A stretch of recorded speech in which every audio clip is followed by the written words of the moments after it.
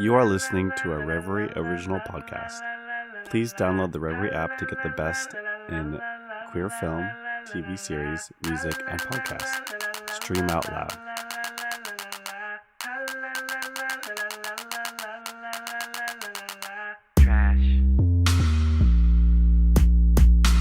Hello. Who is it? It's me, it's Baze, it's the Here Huntress, and she's back. Back from her trip abroad. Welcome to Podcast of Color, where 4 trash bags of color come together to make some sense of this crazy world we live in. I'm Baze, as I said before, the Here Huntress. Who are you all? I'm Jenny from the block. Go off. I'm John, middle class crazy Asian. Oh!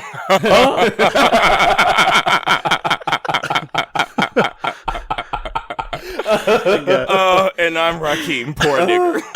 Stop! That's accurate. We're back. We're back! Yay! Do you guys Thank remember you, that guys. dinosaur movie, We're Back?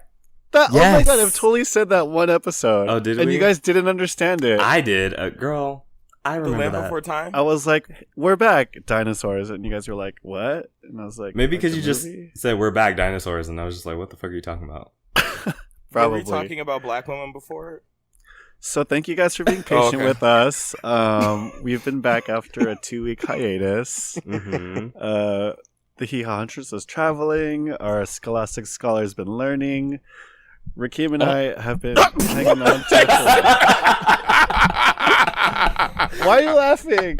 Wow, we don't even get names. Rakeem is just, he's just doing his thing. He looked at me and said that, No, I said you and I. We've just been like hanging on by a thread. I feel like you and I have been running on E. But what the fuck? Like maybe You've been running on E. yeah. I mean, yeah, but Baze Like gets empty. to be the grand Oh, Hee Haw okay. Huntress, and That's not what I and thought then you meant. Renee gets to be. Wait, did you think I meant drugs? Like You said we've been running on E. I don't know. running on empty. Okay. Wow, Baze has been a circuit gay for too long. Oh my god. Bitch, shut up. So anyway. I still want to go to a circuit party one day. You want to? I do. I want to go at least once and experience it. You haven't gone to one? I've never gone to a circuit party, like a circuit party. Like Yeah. I've gone to circuity-esque events, but I've never been to like a circuit party. So you're like circuit adjacent. Yeah. Exactly. Got it. Circuit Yes. queen I'm adjacent. leaving. Baze's circuit passing. Circuit I passing. am circuit passing, yes. All right. So I the wish- question. No, never Sorry, mind, go I'm ahead. not Go. saying that. No, we're gonna move on. So the question of color this week is, if you were a video game character, what would your power up be? So like how Mario has the mushroom to power up when he needs an extra life. Like what would yours be? What would be in the box when you open it to give you life? Mine's would be poppers. Oh my god! I had a feeling someone was going to say that. Really? Wow. But Yeah, which you kind? just like Baze? you just take a whiff, and you feel powered up.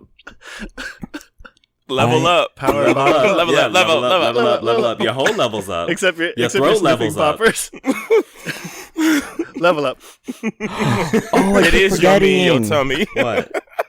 I'm like, I've never seen you do poppers, but then I'm like, oh, but she's a bottom, so of course she does poppers. Well, that's But not why would you have necessarily how that seen- works. But also, when would you see me do poppers? At the club. Oh, I was like, what Oh. scenario would you have seen this in? He said, where's the link to that? I don't ever do that. I'm not that girl. Not that there's Okay. anything wrong with being that girl, because I certainly know people who are those girls. But that's not. It doesn't. I don't know. Doing poppers in the People club who shall be for me. Renee. Renee. Rename name. Wow. People that should remain. Okay, I'm gonna go to sleep. John. Mine would be a fan, and I just got it tattooed on my back. But a very specific fan, like a fan like Katana's fan from Mortal Kombat, because there's blades at the end and it'll kill you. Oh, bitch, she's fierce. Oh, so your level up is a tool to kill a man. Femme fatale, yes. is my Honestly, weapon. that's my feminism. We stand. Yes, thank you, Truly. thank you. Um. What's in your box? So what's Rakeem, I'm looking at you. What's No, it's not that. It's just I know Bass and Renee are looking at their Skype cameras like. Why you say that? I feel you. I feel like you're projecting. No, because Renee and I were discussing earlier before we started recording. But anyway, What's in your box? in my box would be like a box of honey, and when you eat it, like all of the bees like come, and so it's a literal manifestation of a beehive. And they grab you and then they let you fly and stuff. Well, have you seen Naruto like with the guy that like controls the sand? Oh yeah, Like that, but like with bees, you know? Mm-hmm. That would be dope. Cute. Yeah, and then every time like I see a wild Carrie Hilson in tall grass, I'd throw a Beyonce CD at her. I'm then so done. And that's it. Renee, what's in your box? Either hot Cheetos or horchata. I think that's what would do it for me. It truly was. I literally was like on the verge not this past semester, but the semester before was on the verge of like a breakdown. And for whatever reason, my friend just brought me hot Cheetos and then I ate them and like it like calmed me down. It was really weird. I think it was just a nostalgia factor type of thing, but it like, I don't know. They helped me out. Hot Cheetos, I feel like have special properties depending on what race eats them. Oh. And I really do. Like I feel like when people with like the more melanin you have in your skin, the more, you know, it's like a 5-star energy or like a Red Bull.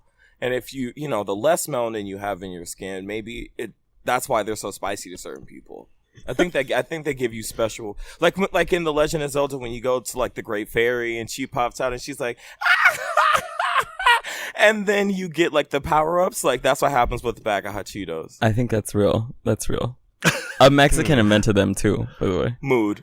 But try not to eat them too often because apparently they can actually fuck up like the lining of your stomach. That sounds realistic. But so do men, and you keep doing that. So.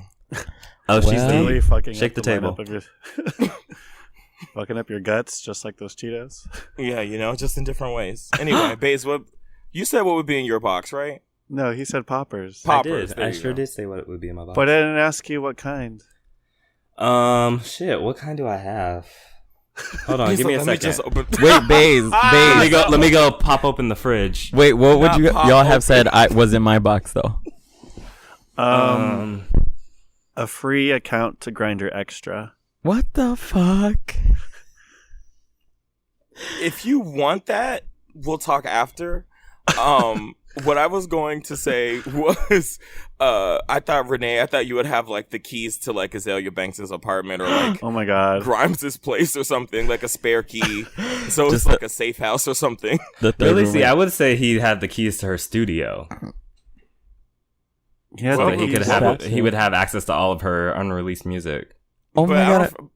But I feel like Renee wants more than access to just the music, so that's why I said, like, if you have the house, you can get everything. Okay, let me go get these poppers and see what band I have. She's a stalker. I'm a stalker. So you thanks at this time. I'm like that twink that they found in Lana Del Rey's garage, who was like who was like collecting all her stuff. So it looks like I have Jungle Juice Platinum. Platinum? Mm-hmm. Okay, that's it. Should I take Jungle a whiff? Juice is a cute. Wait, what? I said, should I take a whiff since that's the way Renee is on? What? Should I join the wild side? Renee, you do poppers right now? I'm not doing poppers right now. Oh, okay. Then I won't do them then. No. Okay. No, Mark is gonna come in and wonder why I have poppers just sitting out while I'm recording. Oh, it's about to be trapped in the closet. Baze, what did you think Rakeem was gonna have in his box? Oh, fuck you.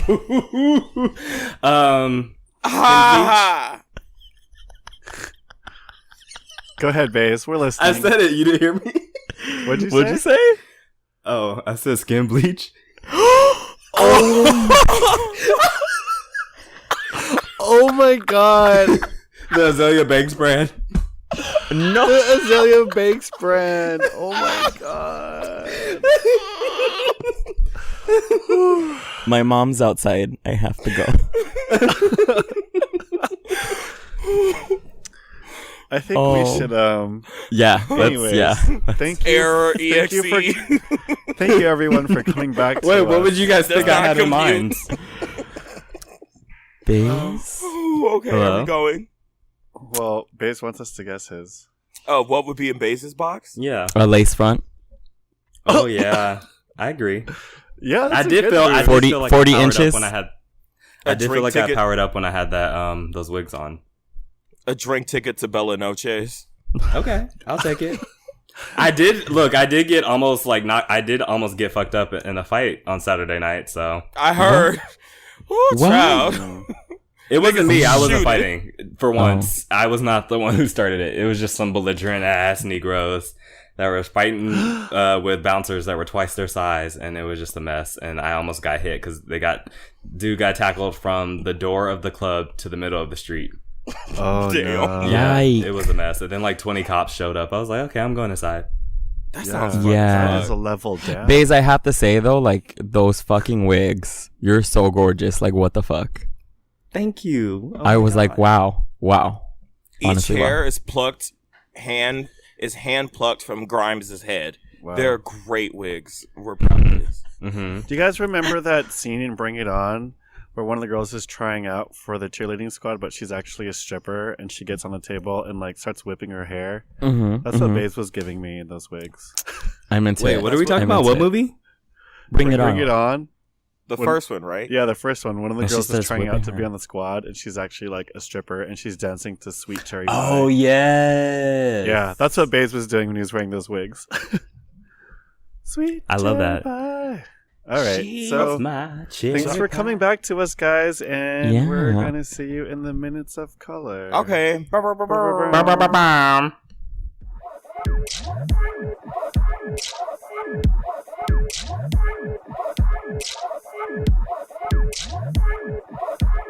What up? What up? We back. So, what an eventful past few weeks. It was like dry. It was mad dry for a minute, and now it's like Mad just dry. feels like everything's happening all at once. I'm mad that we're recording during the VMAs because I just feel it in my motherfucking bones that something's gonna pop off tonight. Well, keep Why is Twitter it open. on a Monday? Keep Twitter I don't open. know. Usually it's on Sunday, Let's see. right? Isn't it? Mm. Yeah, but it's fine. I'll keep Twitter open. Yeah. I fucking love Twitter, y'all. Like, oh my god, I hate told y'all for you. putting me on here because, Ugh. it's the worst. But you don't But ever anyways. tweet though. I don't. I just look at stories. I'll try to tweet more. Oh, JLo looks good. Mm-hmm. Come on. And Ariana Grande showed up with Pete Davidson. Oh, Everyone's doing like What- the chaps look. Like Tiana Taylor's came in some chaps, and Ariana Grande was wearing some chaps on her story before. dang! Everyone, Reappropriating gay culture. I know. Oh well, I was gonna do a chap thing, but now everybody's doing it. Okay. Oh no, not for me. It's beyond anything I would do because I am Baze, Yes, and exactly. chaps are beneath me. Pants? You said Hip, pants hip. are beneath me? Chaps. Chaps? No, they're not Both. beneath me, but now I don't know. No, I hear you. We'll see. Oh, well. Maybe I'll do Hip, it. hip. I don't know. We'll It's see like if I find it's like some. if I tried to go out right now and buy a button-up vertical striped shirt Oh my Drag god. me. Drag me. because it's Vertical. I don't know why Everyone's- vertical. You know what? I actually went and got one, but it's not like those other ones, so I still feel good about myself. Yes. Okay. Yes. Nothing. Uh-huh. So what are we jumping into? Who are we? No, I talking thought we about had, first? but it sounds like we have some commentary. Nothing. I was just Mm-hmm. vertical stripes look great on you, Baze. Thank you. Thank you. Thank you. Thank you. No, I'm just Thank you. kidding. I really was like very like I was hanging out with a friend in London, and I was like, I don't think I should get it. I don't think I should get it. And he was like, the colors though, the colors are popping on you. And I was like, okay, let me do it.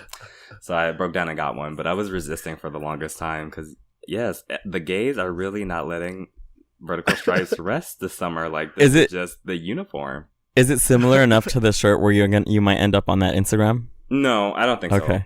Okay. I don't As long think as so. it's not either of those two, you'll be fine. It's not like that's from Urban. It's like a very specific shirt, but yes, there are some other ones that look similar to it. Hmm. But I don't think that mine does. But who knows? You be the judge. And the thing that's so funny about this is everyone knows the exact shirt you're talking about. Yeah. Like, even though this So is an audio weird. podcast, they know the yellow and blue striped shirt. Yeah, Girl. and the other one's the purple. Yeah. Especially in New York, because there's just so many gays here. I see that shirt like a good 3 or 4 times a day. Nice. Anyway. Yes. It's the Anyway, let's the check look. this very packed docket. She John, thick. I'll let you start off. You really want to talk about Robin, so talk about Robin, sis. Wow. I don't have a whole lot to say other than her long-awaited return. Basically, I guess since Body Talk, which is almost like a decade old. And this is single Robin, not Robin with like Roixop, and she had a bunch of separate projects after Body Talk, but this is her first comeback announcement as a full solo album by herself. And I know like every gay queer person was like posting the song when it came out, and there's like a bunch of mixed reviews. Like some people are like, oh, this is really good. Other people are like, it sounds just like Body Talk and it sounds just like Dancing on My Own. And I mean, that's kind of what people like her for, though, right? No, yeah, and actually she addressed it. She was like, that was my point. It was like, it's kind of a continuation of Body Talk, and Missing You is like missing all my fans who followed her with Body Talk. So Oh, yeah, the gays did like go crazy. Like they were. I feel like I saw that on a bunch of like stories, like probably 100 times or something. Yeah. You know who else the gays That's are crazy. really going crazy for right now is Lady Gaga's being weird again. Yes.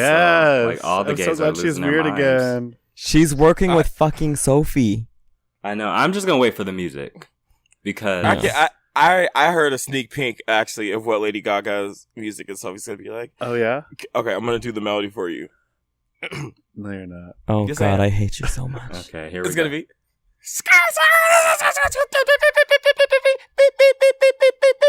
I'm so mad. Can you not do that? Is that because it's produced by Sophie? Is that why it sounds like that? Yeah. Wow, you're so dumb. I'm really excited for her, like genuinely. And I was talking about this with some of my friends. Like, I think I want to go see her when she's in Vegas. You're the If you worst wanna go person I've ever met in my life. I'm gonna do it. I don't care. I'm like coming. I out was of, talking to like- Rakeem for that Sophie impression. Like, Sorry. Oh, I've been to a Sophie concert. Honestly, if I wanted to hear Sophie's music, I could go to a steel factory. Like it's this, like it's a the steel Wow. factory. like, it's the same thing. Don't say that. You're trash. I'm crying. I just feel like I just want to like fold my body in half and like just become a contortionist whenever I hear it. Especially like Oh, when it's, Sophie? like, my face is the front of shot, and I just want to like throw my legs behind my head or something.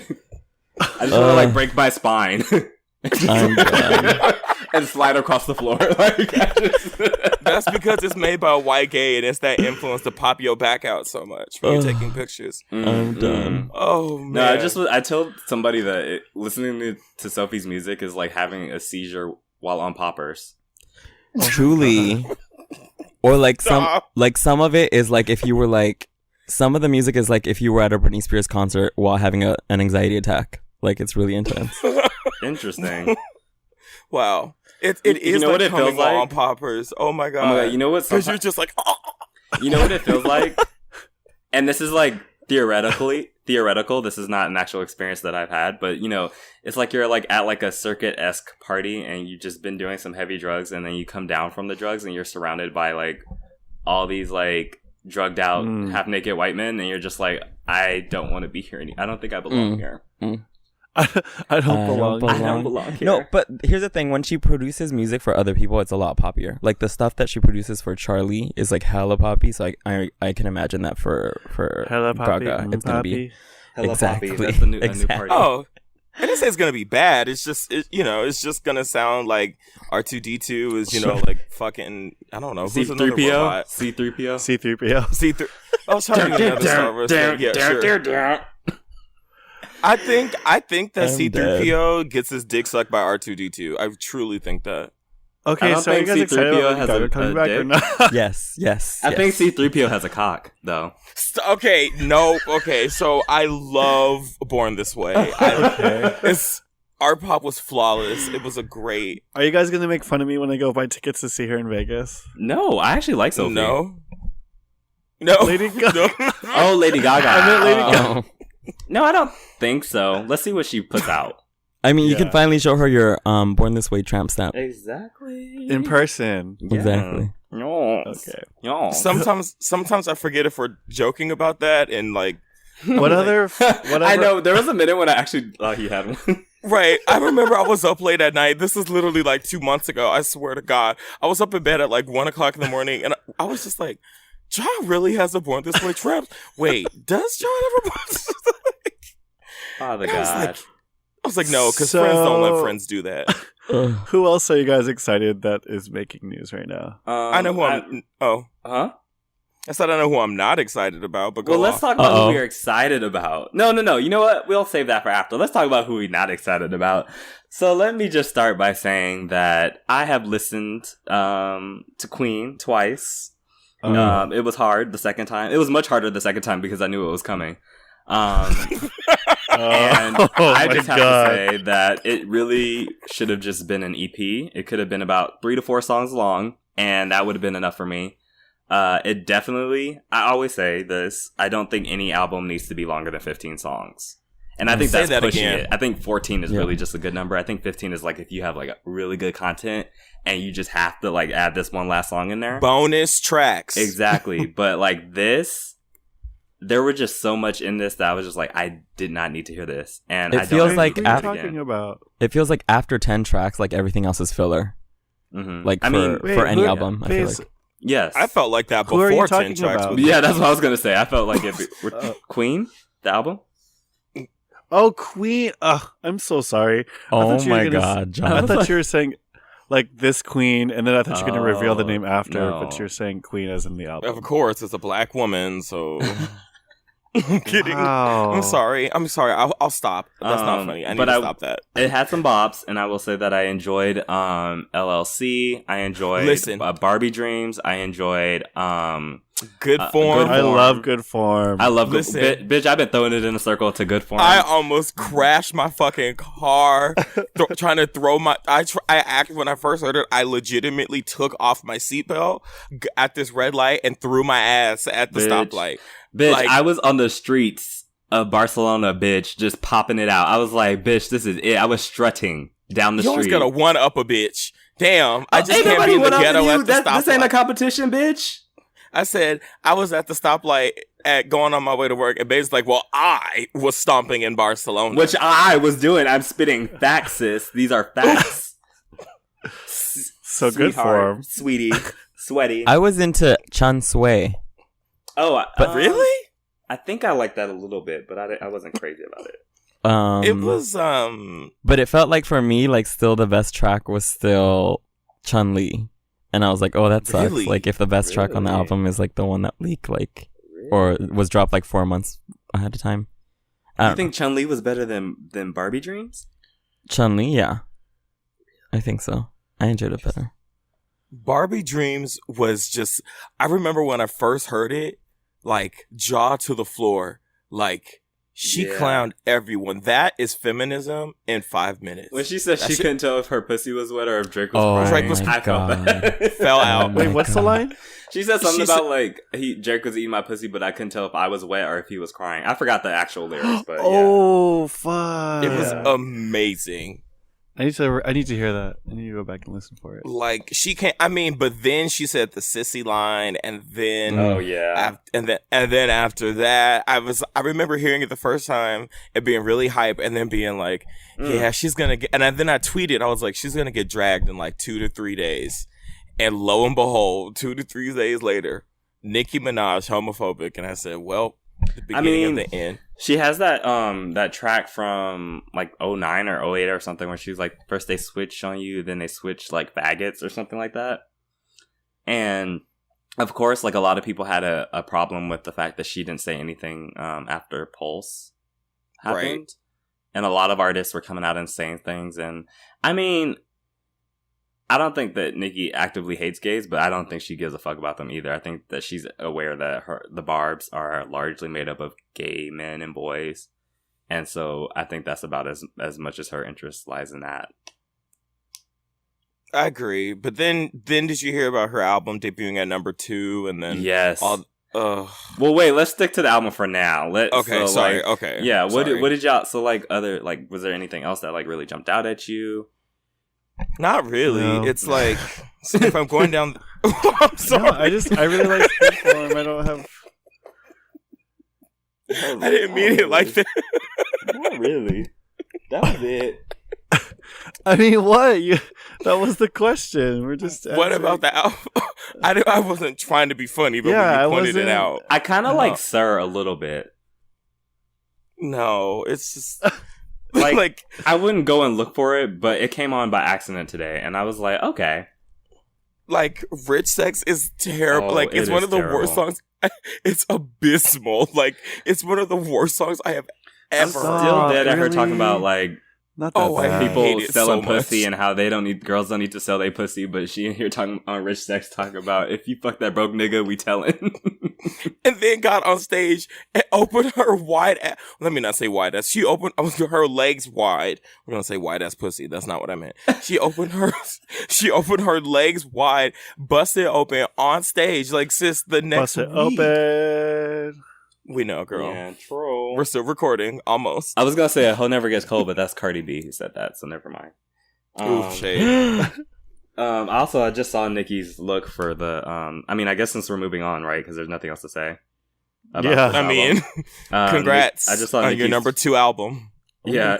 I just saw Nicki's. No, that's I'm not beef shady. I saw her fit for the awards, and she looks good herself, but whew, I don't know. Her stylist needs to get fired. or I just what? think she's spiraling. And She's that's really just what I think when I see going her. off because she got the number 2 spot, huh?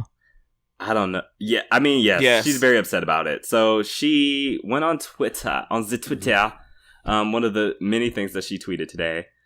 She said, I put my blood, sweat, and tears in writing a dope album only for Travis Scott to have Kylie Jenner post a tour pass telling people to come see her and Stormy. LOL, I'm actually laughing. You know, just in case you were wondering if she was upset, she's not. She's actually laughing. Hashtag Queen broke the record of being number 1 in 86 countries. So I believe that's on iTunes. I don't believe that's on Billboard, but I could be wrong. Let me double check that. Thank Jesus and thank you to my fans. She also says Spotify put Drake's face on every playlist, but told me they'd have to teach me a lesson for playing my music 10 minutes early on Queen Radio, which I guess she has a radio station now on Apple iTunes. Even though they've been giving away my music for free for years, and I am one of the top Spotify artists of all time. Spotify had to teach me a lesson, but rewarded the man who has had an Apple radio show the longest, inadvertently helping the Apple platform the most. Oh, I can't wait for Queen Radio on Tuesday. They took away my promotion they had promised for the first couple days because of this. My label don't want to defend me for fear of Spotify trying to teach Ariana a lesson too. Oh my god. Yeah. She's so upset. And then she said, again, in case you guys thought that she was upset, she said, people are calling me thinking I'm huffing and puffing. Oh my god, y'all. This is sarcasm, dry humor. Yikes. I'm having the most iconic, with a capital NIC at the end, time. Come let me kiss you. Who's coming to the secret show? When people call me and hear me cracking up laughing, they seem so puzzled. Loosen up. So she's laughing. Just in case y'all guess otherwise. This She's is laughing. scary. She's having an amazing That's time. very scary. The Donald Trump jump Right? I was out going to say she because sound like Donald Trump. I this is assure just- you that I am very successful and I'm laughing a lot right now. I'm very rich, bitch. I'm actually a billionaire. It's like I'm self-made with a small loan of $1 million. I'm like, she needs somebody to come and like just take her Twitter away because Yeah, this is not But good. Spotify responded and said, Spotify supported Nicki Minaj with the Times Square billboard, a host of the largest playlist, New Music Friday, and the New Music Release Shelf. Her song Bed actually saw an increase based on the promotions put behind the campaign. The company continues to be big fans of Nicki. So I've also seen several people on Twitter say that what Nicki said was a load of shit. And then she went and said that Harriet Tubman thing, and I was just kind of like, What did she say? She said, I have it.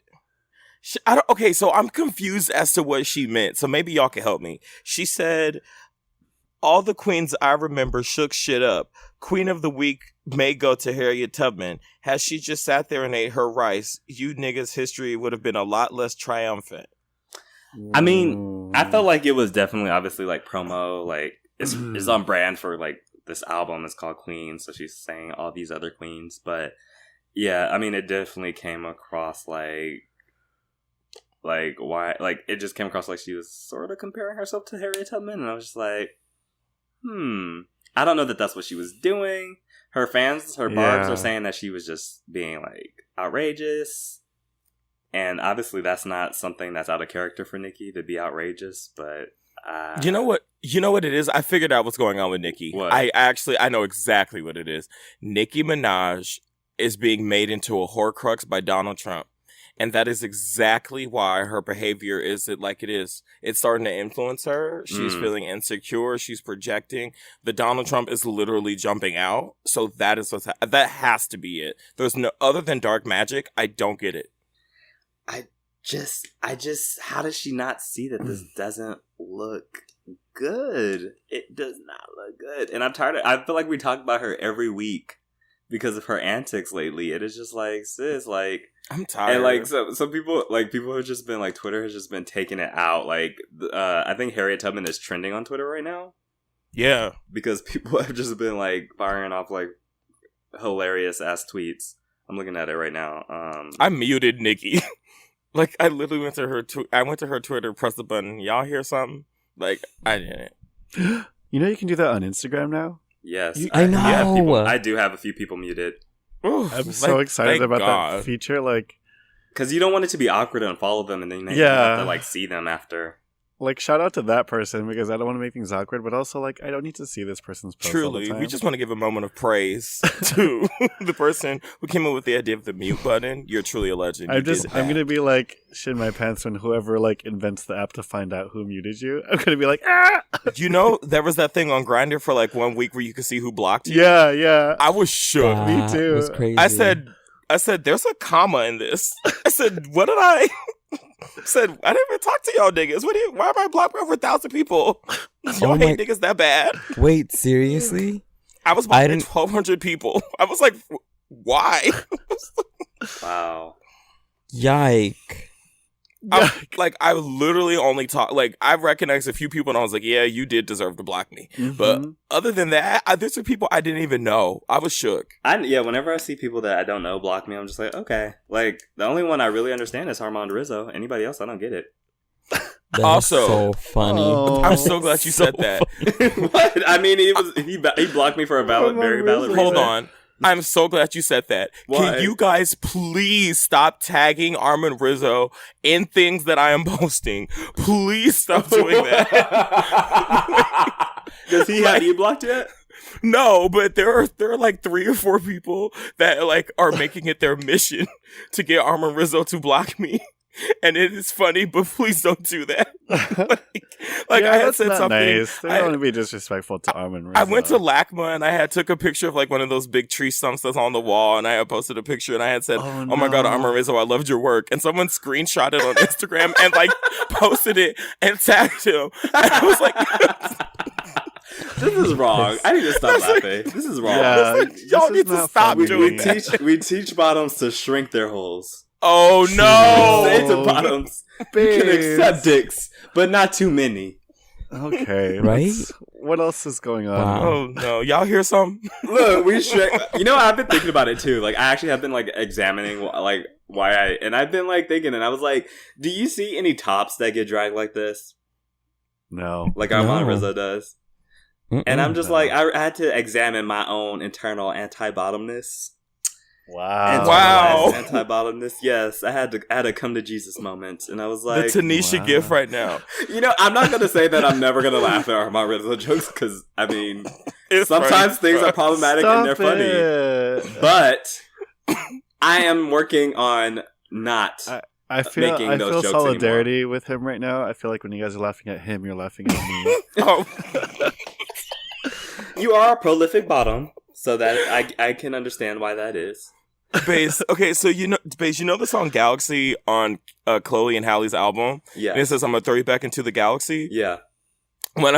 Every time I hear that song now, I just picture like Armand Rizzo's holding a galaxy and someone just like throwing something into it, and it just like what did I just say to you? I What know. did I We just- just I know talked what about- I we just just had this said. conversation. I'm literally telling you, we I'm are not so here on upset. Podcast of Color. Baze, John, and Renee are not dragging. Oh man, I'm our sorry, I'm minds done. anymore. I'm sorry, I'm done. What else done. is on? Who else are we No, talking about? just really quickly. Yeah. Oh wait, did we cover everything? Oh wait, what about her stabbing Safari? Did y'all see that? What? Oh. She got into a Twitter fight with like everybody last week. She got into a Twitter fight with like 5 different people, and I really didn't keep up with it. But she and Safari were going back and forth, and basically she was like saying that she shouldn't have paid for his hairline because she or something. She's like she should have, or he should have went to Tyga's hairline because Tyga's hairline didn't fall out or something like that. Oh no! And she. And so he responded and was like, and I remember this incident. I don't know if you guys remember a few years ago when there was like an incident at a hotel with Nicki and like somebody in their group, and like there was like police involved. No. Okay, well, I no, remember when this happened. It was like on TMZ or something, and he's saying that she stabbed him, and he had to lie and say that he stabbed himself. I'm This so is dead a right hood now. ass. Yeah. This is ghetto as fuck. Like, Yes. I live. It's also domestic violence, so there's that. Wait, as well. no. I mean, sorry. Yikes. Yeah, he said, remember the night you cut me and yikes. he said she cut him. Remember the night you cut me and I almost died? The police and the ambulance had to take me out of the crib on a stretcher, and I had to lie and tell them I was trying to kill myself so they wouldn't take you to jail. When things like that start happening more than once, it's time to dip. Because he was like claiming that he left her, he broke up with her because, or he left because she was like in a relationship with Meek Mill towards the end of their relationship. And I guess she's trying to claim that like that didn't happen. But her response to him saying, hey, you cut me, domestic violence, she says, you stole my card and told me that you thought it was an account with free money that I didn't know about. On God will strike you down and more for lying. Ha! Stop saying you packed and left. On Jesus, you came to my house crying, begging to go with me to Europe to the MEAs. I said no, dummy.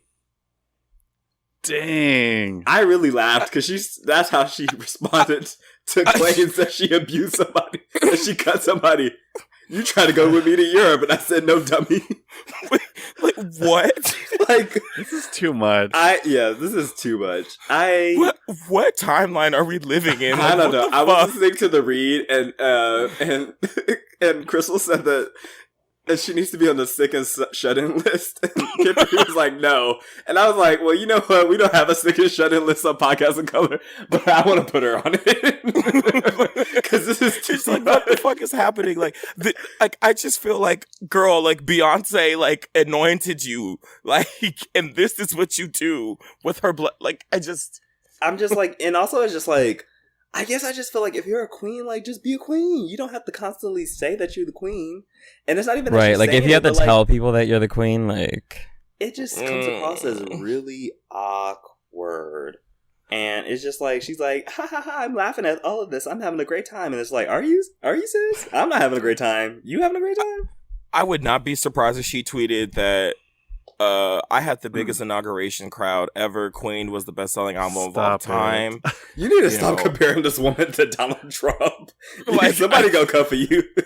I mean, but look, nigga, if you critically think about this shit, you see the patterns. So, and then there's I'm just gonna say this just really quick, but it's Yeah. just like this thing where she like continues to kind of go off on Cardi, or like sub her, and it's kind of like I didn't people are even know just she was like doing that still. it's like karma.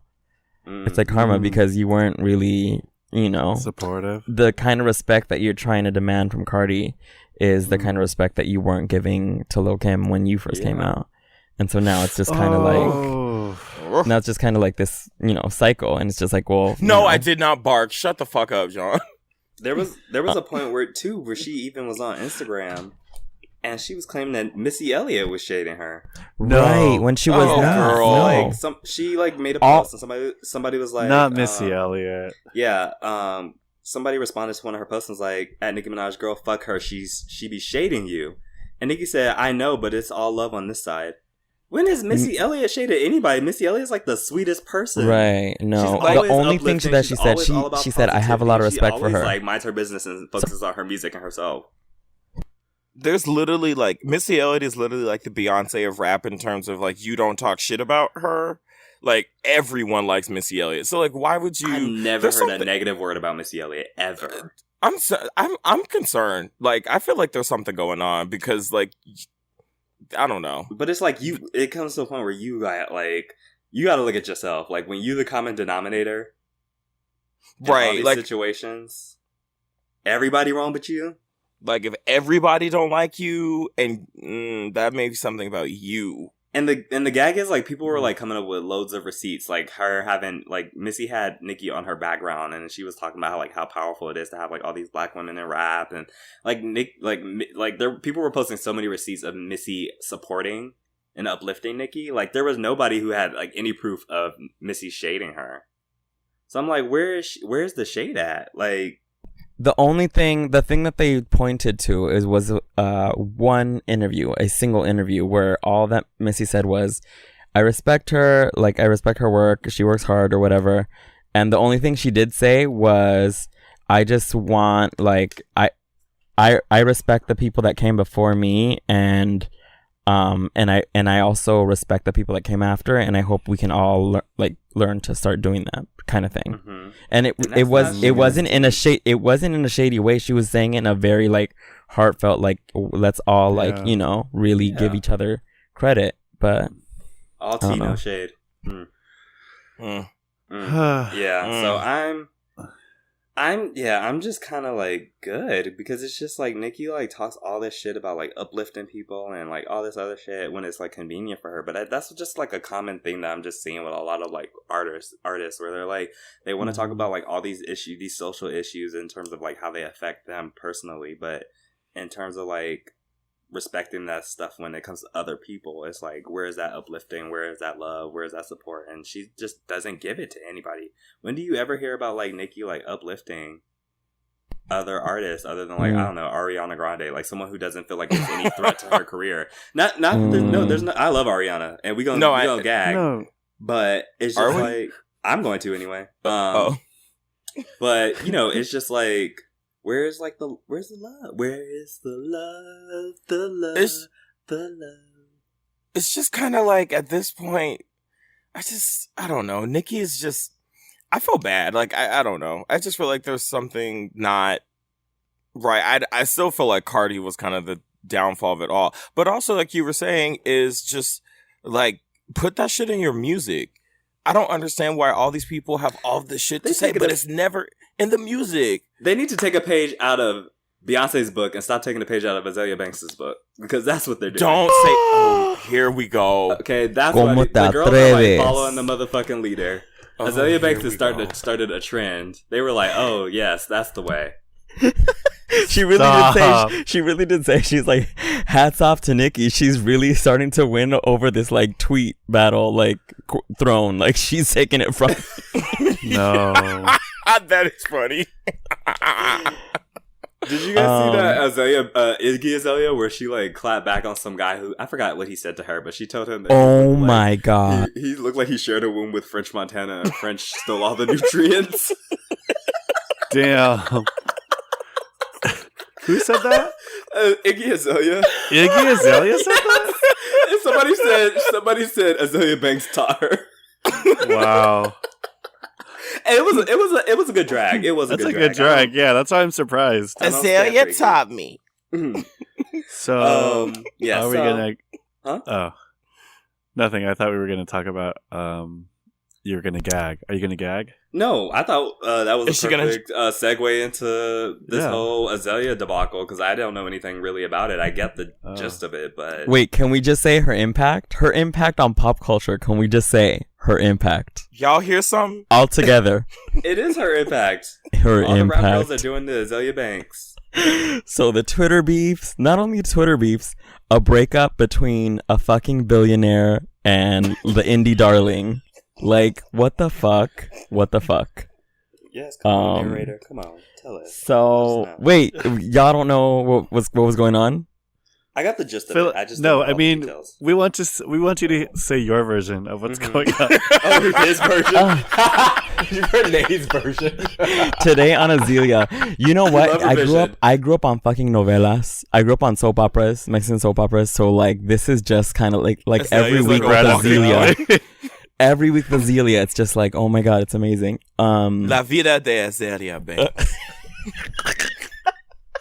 Wow. What would Azealia Banks' telenovelas be called? I think that's what it would be called. The Wrath of Twitter. The Wrath of Twitter. Wow. Blood and chicken feathers.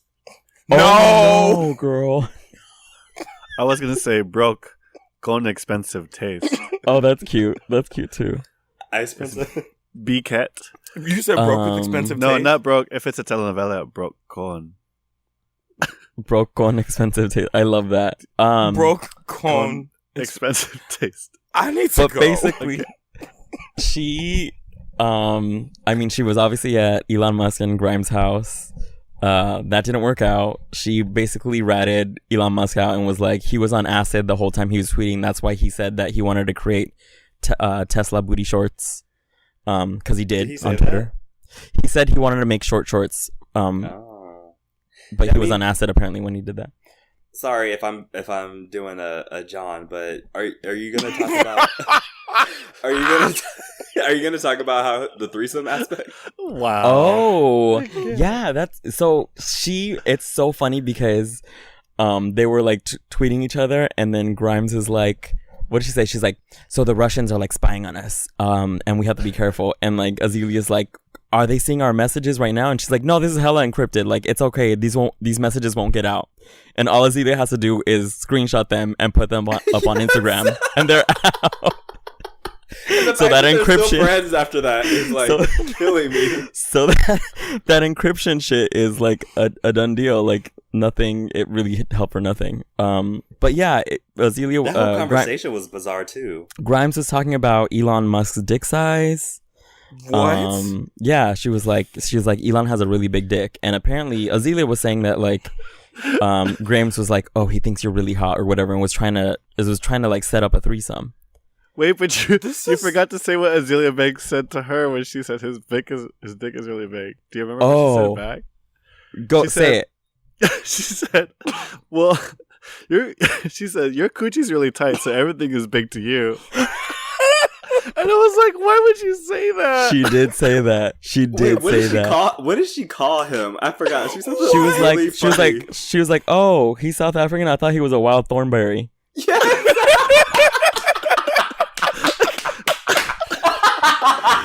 She's so funny. This is the thing with Azealia. She's like doesn't talk shit only on Twitter. Like she will say it to her face too. Like this is why. Oh, she gets so choked, but wow. She's so funny. Oh, I would love to hang out with her for like an hour. That's like, I'd be scared. For like an hour and then just dip. I'd be scared with an arm guard. I would want her to like back me up into something so she could like, you know, drag someone for me. I feel like Azealia, like I feel like when she says hi, she like bites people on the neck or some shit like that. Like I needed to taste your.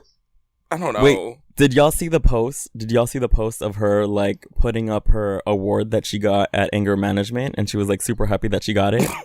No, and then people started coming for her in the comments, and her responses, she was like, "Go eat a dick." Like she was like super pissed after posting like Anger Management, and she's like, I love her so much. She's a greatest. Man. Wow. Wow. Anyway. But yeah, basically, Grimes and Elon Musk have unfollowed each other on social media. Elon unfollowed Grimes first, so it looks like this whole thing with Azealia has actually led to them breaking up. This is actually great because that means there's another billionaire single. So of course you would go for Elon Musk. He has $1 billion. It sure does make sense. Mm-hmm. I'm sure you'd be getting with him even if he was broke. I need to go. I need to leave. Do you have something to say?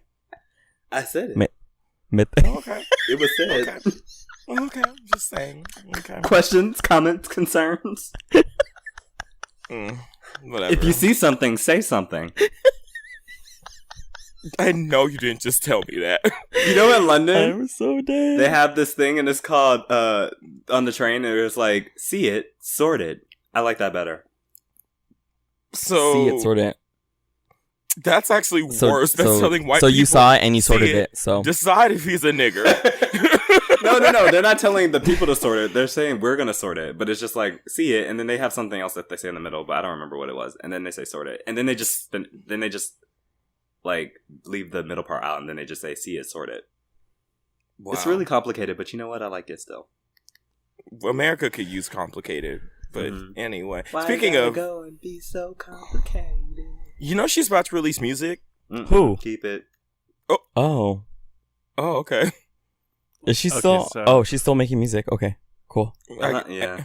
You know who else is making music? Who? Ariana. Oh, yes. I was wondering. Come on, wait, Renee, were you done telling the? Yeah. That was okay. Yeah. No. First of all, everybody's a hater because all of y'all bitches. You know what's also really funny to me is like all the people that were like, "Oh, I hate it." Now they're like, "Oh, wait," because you bitches needed to listen to it a couple times. Y'all was so quick to hate. Okay, you needed a little sweetener in your life to sweeten you up, bitch. Wow. I feel the opposite, actually. You bitter bitches. Oh, you liked it at first and don't like it anymore? Yeah.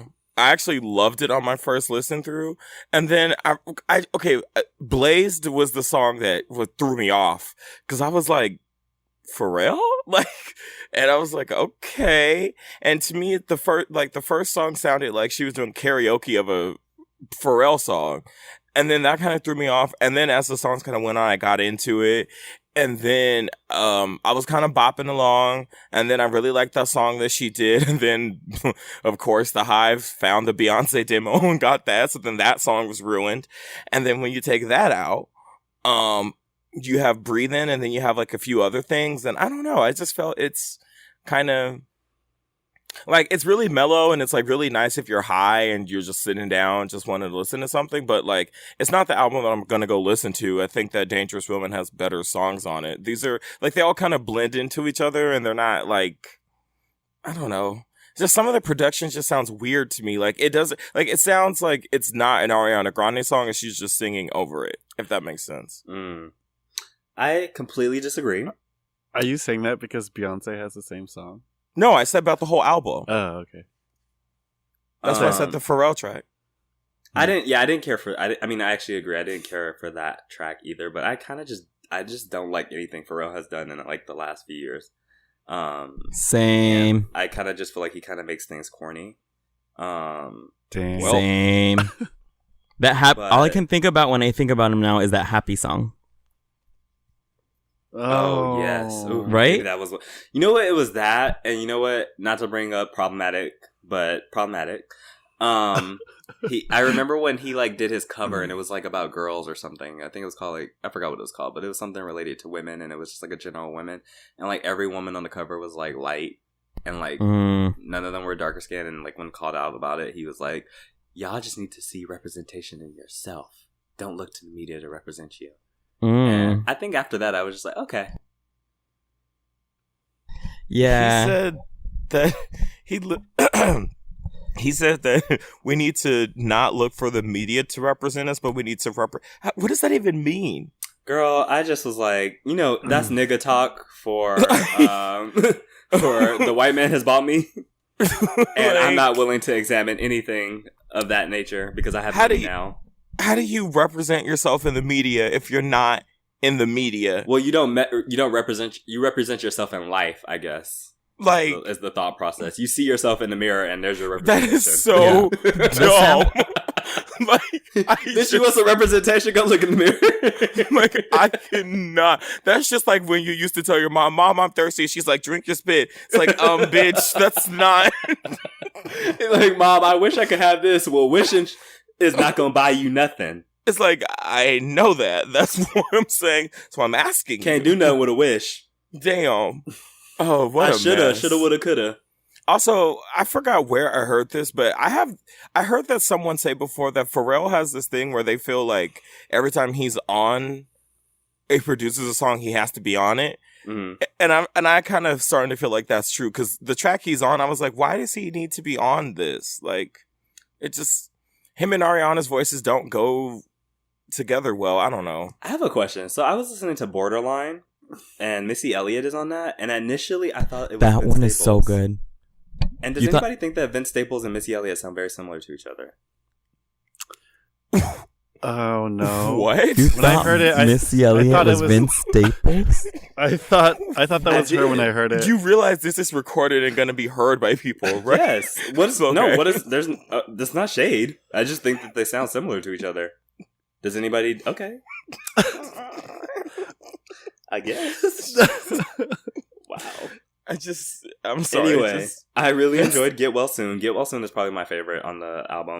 I like Every Time, and I really do like Sweetener. Like, I know everybody was like, what? Oh my god, this is so convoluted. But I like it. I'm sorry. I was laughing before because Vince Staples just he really looks like a human Diglett to me. Like, Stop. he We're really... not gonna drag Vince Staples because so far Vince Staples is our unproblematic straight black king. Oh, I'm not... So we're not gonna talk about no Diglets here. I'm not shading. It's just an observation. But Breathin' is absolutely Ariana Grande's best song of all time. It's flawless. Like, anybody else have any thoughts? that's all I can really say. I really like the album. I think she's like, it's different from her like previous albums, but she's still keeping her like, she still has the same ingredient of like a doo-wop kind of feel, you know?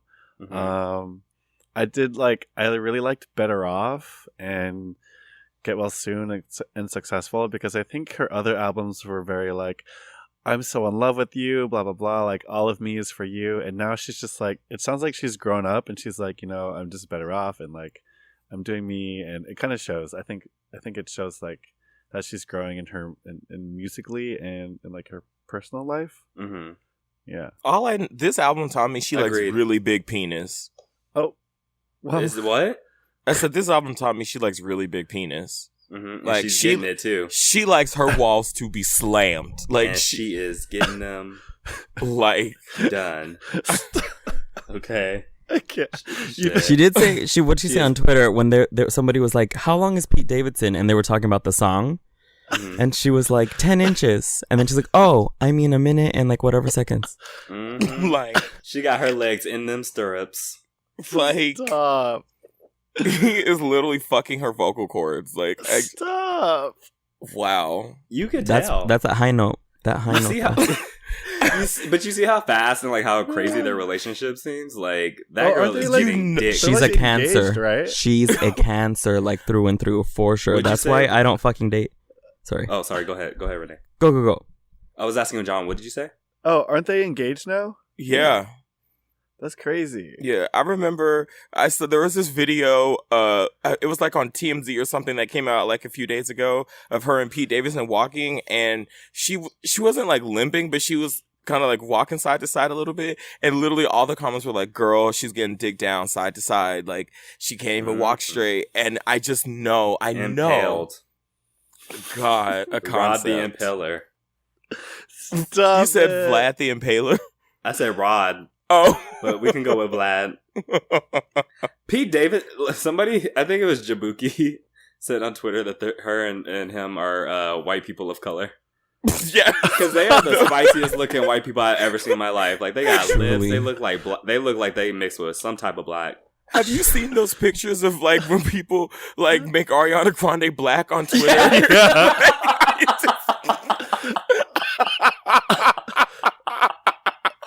I love the joke. I mean, I don't love when non-black people make it, but I love the joke that she's like a woman of color and that we have to support our black queen. It's blackface, but it's fucking hilarious. It is the best. Well, you know what? It's blackface, but it's funny because By black people are the ones people. doing it. Yes. Oh If my Ariana god. came out in blackface, I would have to unstand. But I'm actually like low-key liking her enough that she could maybe do it once. That she could wear blackface once. She a one-time deal. One per album cycle. yeah. She gets one blackface and one nigga.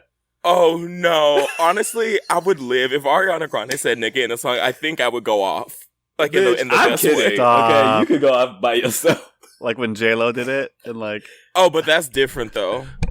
Because J-Lo doesn't have a whistle register. If you have a whistle register, you can say nigga. I'm kidding. Tina I'm Marie. kidding.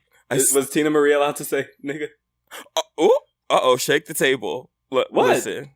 No, not that. It's just a lot of nothing. That's another day. It's a conversation for another day. Tina Marie could absolutely say nigga yes. Okay. Well, that's the hill that... Just so y'all know, Rakeem said that, not the other nigga. So... Any way. What's next? What should we talk about next really quickly? What is this about watching the Kardashians can make you a horrible person? That's Renee. Oh, that one's not as fun. Let's not talk. Why don't we talk about Issa? What about Issa? About Insecure and the toe gate. Did y'all see that? Oh, I saw that. I saw that. I don't know. Sorry. I have no idea what to. I'm like, am I supposed to be? Like, I don't get what I'm supposed to do. I need more information. That, like, honestly, because, like, on one hand, you shouldn't do that, but on the other hand, like, what? It's just... I just need more information. Like, I'm just like, what happened? Like, I just need more information. Like, I just need more information. So what he said was, he didn't clarify, and that's the thing, he didn't say, like, exactly what she was upset at him for, but she basically, what he's claiming is that she basically came into a restaurant while he was there already with Pharrell, of all people, and crew, and then came over and grabbed a chair and then put it on his foot and started to lean on it so the pressure would start, like, fucking up his foot. But he never says, like, why she would do that or what's going on or what happened. And it didn't feel like, I don't know, like, I don't want to say, like, oh, he needed, like, a pattern of behavior, but, like, there just was, like, nothing else. It was just like, okay, this happened. This one incident happened, and there was no real, like, added context to why it happened. Right. Or, like, not even, like, a supposed, like, she was mad because. Right. And so I just was like, so then what's going on? He was saying, like, there's other shit going on, too, but he was like, it involves other people, so he didn't want to say anything. So I need to know more. Yeah. That's what I'm saying. See, but this also was, like, fishy to me because it's like, why would you wait till the day that the show premieres? I mean, I'm not going to question people's timing. I'm just going to say that I just need more information. I guess, but I mean, sure. You're right. Because a lot of people are like, oh, well, why did she wait till now to come forward? And it's just like... I understand. Yeah. I understand that, but to me, this legit seems like one of those, like, not like a boy cry wolf situation, but, like, legit feels like, I don't know, from what I've read based so far, it seems like it's one of those things where it's kind of like he's pissed, but I don't know. I'm sorry though, I guess. I don't know. Yeah, I don't know. But what I do know, Issa on the show needs to hurry up and fuck Daniel, because I'm tired. Can I hurry up and fuck Daniel, Get that dick, or I'm going to jump in the TV and get it for you. Like, I've seen him, he goes to the FedEx by my job sometimes. Ooh, really? Yeah, I've seen him 3 times in person, and oh my God, I just want to suck on his teeth. Like, I'm just coming just from the Nicki or Bobby's. He is fine. His skin. Your Bobby's. Oh. Fuck. Like, I just want to do really just ungodly things. Like, wow. That is a man. Like, I want him to put his whole head up my urethra. So, like, she's into sounding. Come on, girl. Yeah. Wait, what is that? That's where you put the poles in your dick hole. Oh, but yeah, I want his whole head. Sorry, your cock hole. Oh no! I forgot that I'm saying cock now. Okay, no, that's our last that's our last topic of the day. No, actually. Okay, let me just shout out our UK listeners because they really were telling me that cock is the wave. In the fucking UK, and they were also saying they were teaching me some words. A lot of them were West Indian. I think they said the cocky tick, which I really like now. I'm really into that. Is that a word for dick? The cock is thick, but they say tick. The cocky tick. Oh. I like that. I was like, ooh, okay, I might use that a it. little later. Yes. I wish you could have seen how fast John's face lit up. What? That's how fast my face lit up when I heard it. I was like, ooh, I want to like hear that in like a sexual situation. Like that sounds nice. Yeah. Mm-hmm. Okay. Why are you making that face? Why can I not glow at a cock that is thick? No, I wasn't. Girl, wow. what was that? Low? What was that, John? I don't know. I don't know. What Low? You're not supposed to pronounce the H. It's just tick. Tick. Tick, like a tick, but tick. Oh. The cocky tick. Okay. That's what I learned. That was the most important lesson I learned on this trip. Well, shout out. Period. Period. Period. I need a nigga who gonna swipe me a visa. Shout out to City Girls. That video is my favorite thing on the internet. I love Period. I love them because they are so ratchet, and I'm just okay. Really quickly, last but not least, did you guys talk about Beyonce? No. We didn't talk about Beyonce. Oh, because it happened right before. Just shout out to her for hiring Tyler Mitchell, which actually I ended up looking at the name Ty Mitchell, and I found a porn actor. And so was ghetto. for a minute. No, we actually did say that, but you kept saying, "Oh, I'm sorry for saying that." Oh, I did because I said the name wrong. You said Tyler, another photographer. I said Shields. Yeah. Yeah. It's Tyler Mitchell. No. I'm just saying. Yeah, you're right.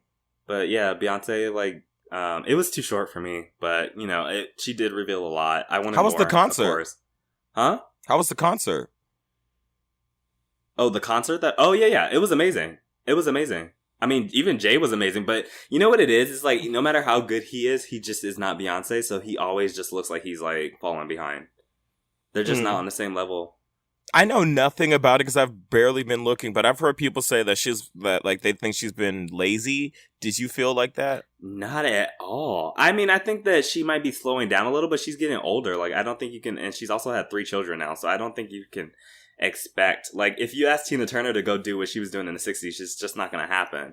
So, like, I think that as, like, Beyonce gets older, she's not going to be giving us as much choreo. Like, there definitely was, like, less, like, choreo than there was during Lemonade. But I didn't think it was lazy. I just thought, like, they're doing a different music now. So, like, it's not going to be, like, it's not going to call for the same routines. And yeah, I do think that she did less choreo, but like she definitely gave us looks, and I think she still put on an amazing show. But I think people are going to disappoint themselves if they expect more than what I think they got. You know what? I will say that one thing that was really amazing was the floating stage. Like I saw it on like in videos, but it wasn't as amazing as it was in real life. Like the floating stage was really impressive, and like just the everything just really, it was all really good. And the movie, like the little movie when they were like switching outfits or whatever, that was really entertaining. And like I thought it was a really good, solid performance. But I also thought like I think if you're expecting the Beyonce that you got during Lemonade, you're not going to get it because Jay-Z's there. And I also think that I don't know if that's necessarily just her getting older, or maybe it's just because Jay-Z's there, but she definitely, I think, is holding back some because of him as well. Dang. And I felt that way about the album itself, period. So like that's just my period. Period. But also I just want to say I really thought the videos were beautiful, the behind the scenes of the shoot. And I thought like what Beyonce had to say about like opening doors for Black artists, younger than her, how important that is to her, and how important it is for her son to be like a full person and not emotionally stunted like a lot of Black men are, and how it's like her and how much she wants her children to all love who they love no matter what race or sexuality. I thought that was really important that she said that. And talking about like the way that she loves her pouch, her stomach pouch, and how like and like, which is funny because like everyone's been like, oh, she's pregnant again, and the whole time is just that she's not been as rough with herself this time as she was after she had Blue Ivy, and she's not letting y'all pressure her into losing all her weight and getting back to what she used to be. She said taking the time to be fupa good to her too. body. Yeah.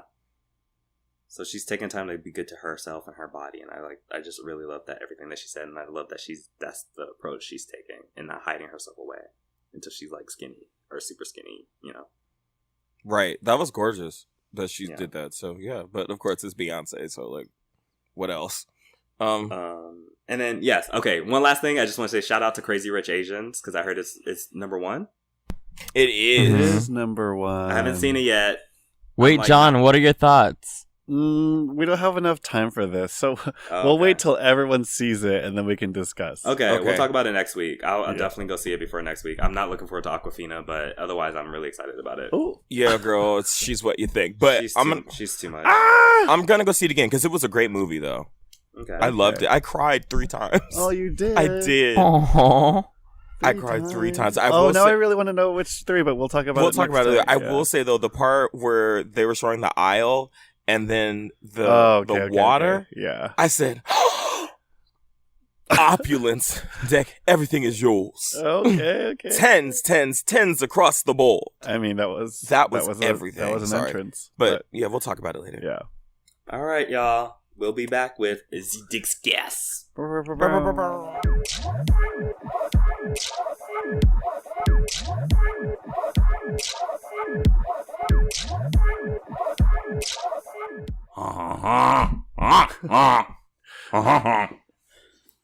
Welcome back to Zedek's Guess. On today's episode, we will talk about what are we talking? Oh yes, right. We are talking about the concept of hard work versus, well, I don't know if it's versus, but like our thoughts on like what's considered, what do we consider hard work, and how do we decide whether someone is deserving of the things that come to them. So who wants to start? I feel like I need to hear you. I think you should go first. Yeah. Me? Okay. Well, Yeah. I will. Okay. Okay. Bottoms up. I've been thinking. I've been thinking about this. Actually, my friend gave me the idea a couple weeks ago, or last week or something, and I was actually thinking about that because we were talking about like hard work and what that means, and like why should someone have to work hard. And I was thinking about like all these articles about like, oh, this person like held down 5 jobs and did this, and then they did that, and they also went to school, and then they also were like eating, I don't know, like Vienna sausages every night or whatever, and then Ugh. and now they're successful.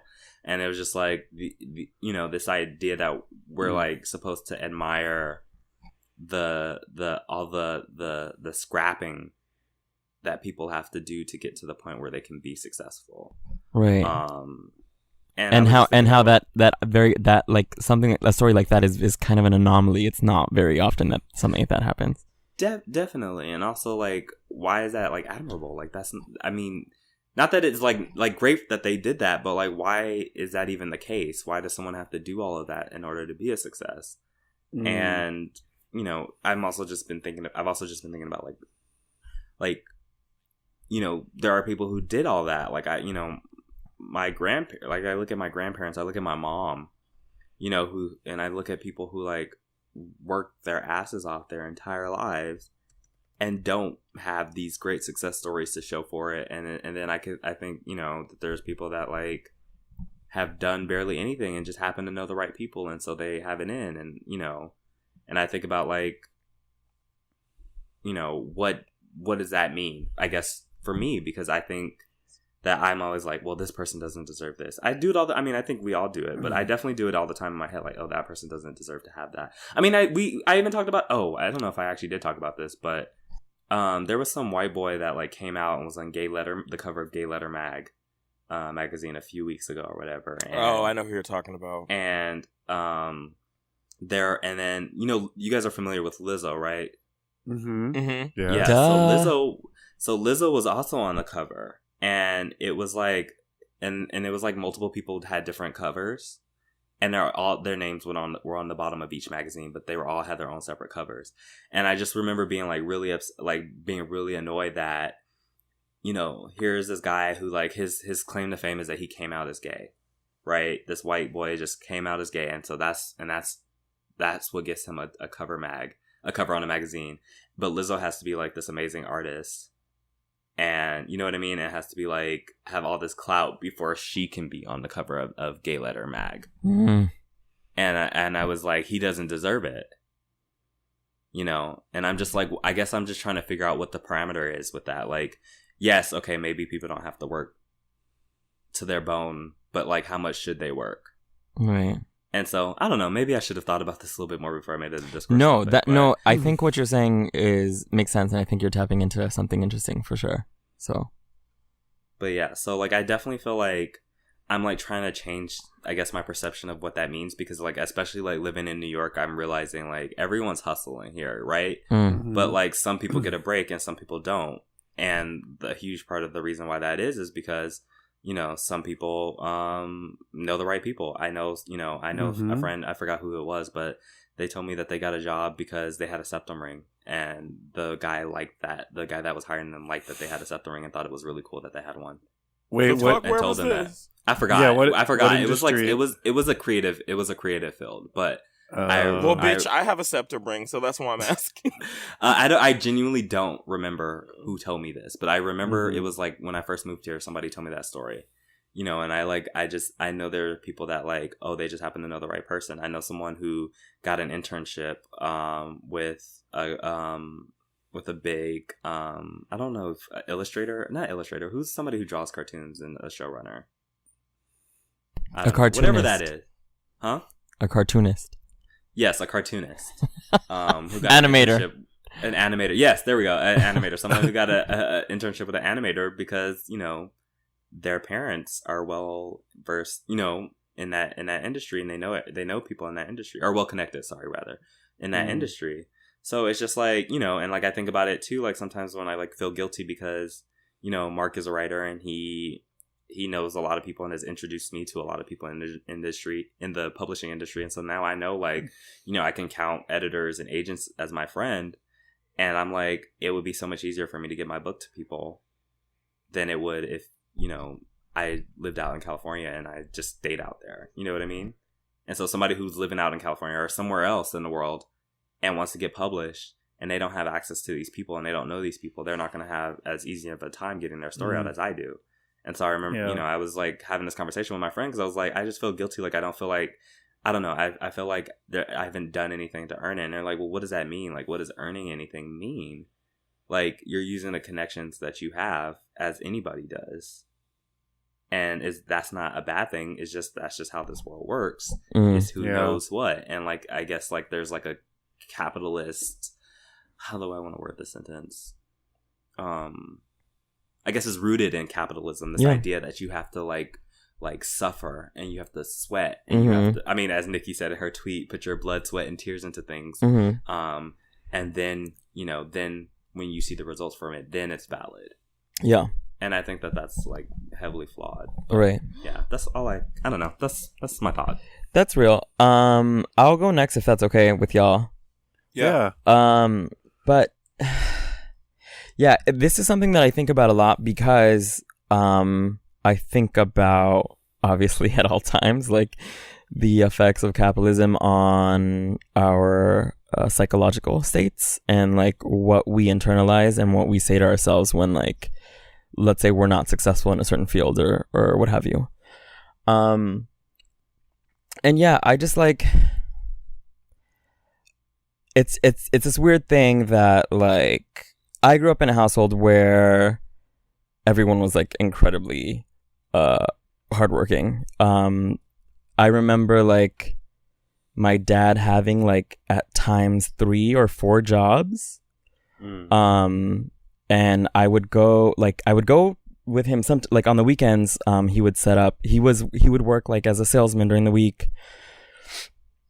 And then he was doing massage therapy as well. He was going to school because he wanted to become a chiropractor, and then on the weekends we would go to like the swap meet and he would sell like what would he sell, like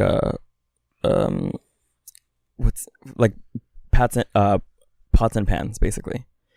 And like, so I grew up with somebody who literally, it felt like had no time for himself basically. And it like, I remember asking like, oh, like on a day off, like, could we go see a movie and he would be stressed out. Like he'd want to say yes, but I could tell he was like stressed. And I was like, okay, like, you know, we can't do all that. So I grew up in a household where like probably one of the most hardworking people I know. And I think this is the case for a lot of people. You know, that person didn't end up incredibly successful.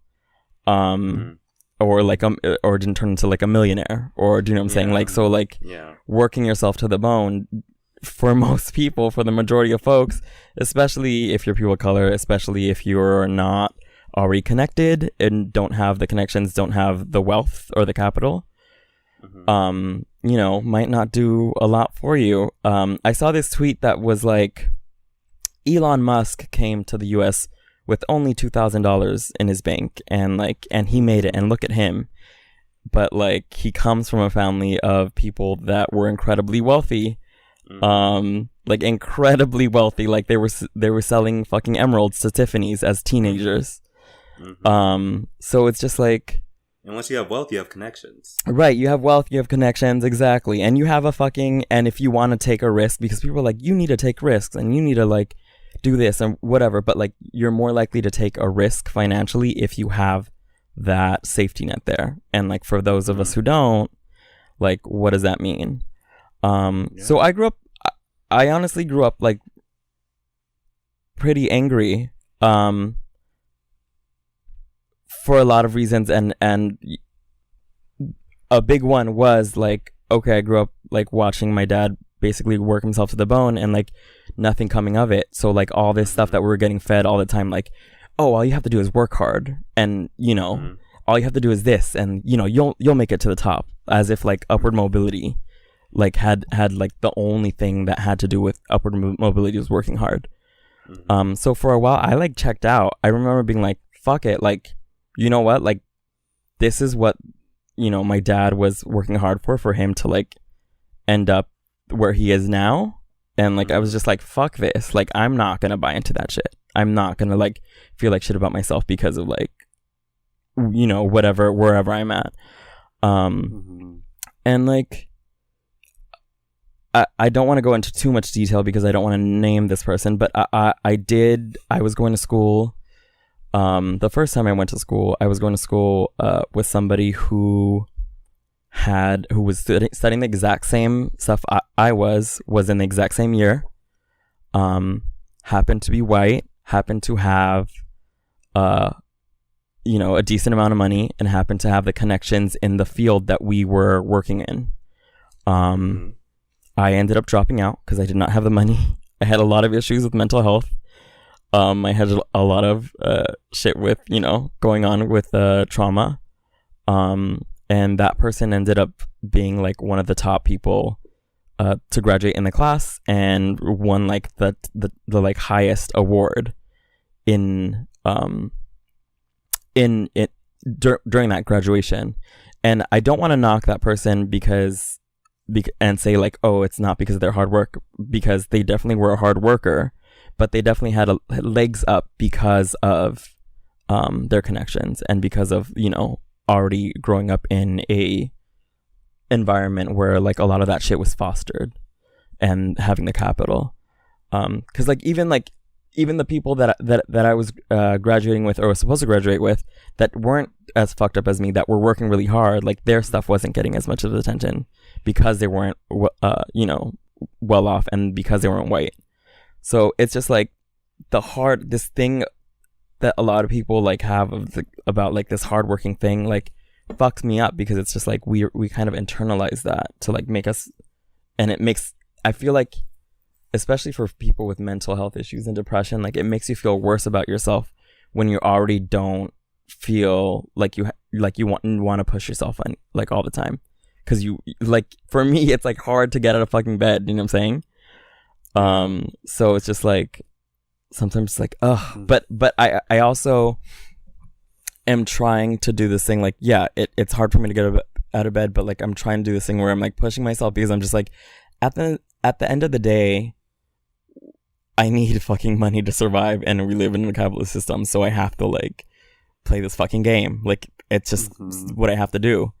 So you know, I try to push myself as much as I can, but it's also, for me, like, morale isn't great as far as like what hard work can bring you, because I've seen the most hardworking people, I think, in my life basically not really gain anything from it because of a lot of reasons, and because how the system is set up. So yeah. Ooh. Yeah. John? No, I was gonna say I really relate to that too. I was gonna say that hard work to me is kind of like subjective depending on what perspective you're looking at, and I think it's based on like what your idea of success means, and also like what circumstances you come from or that you're in.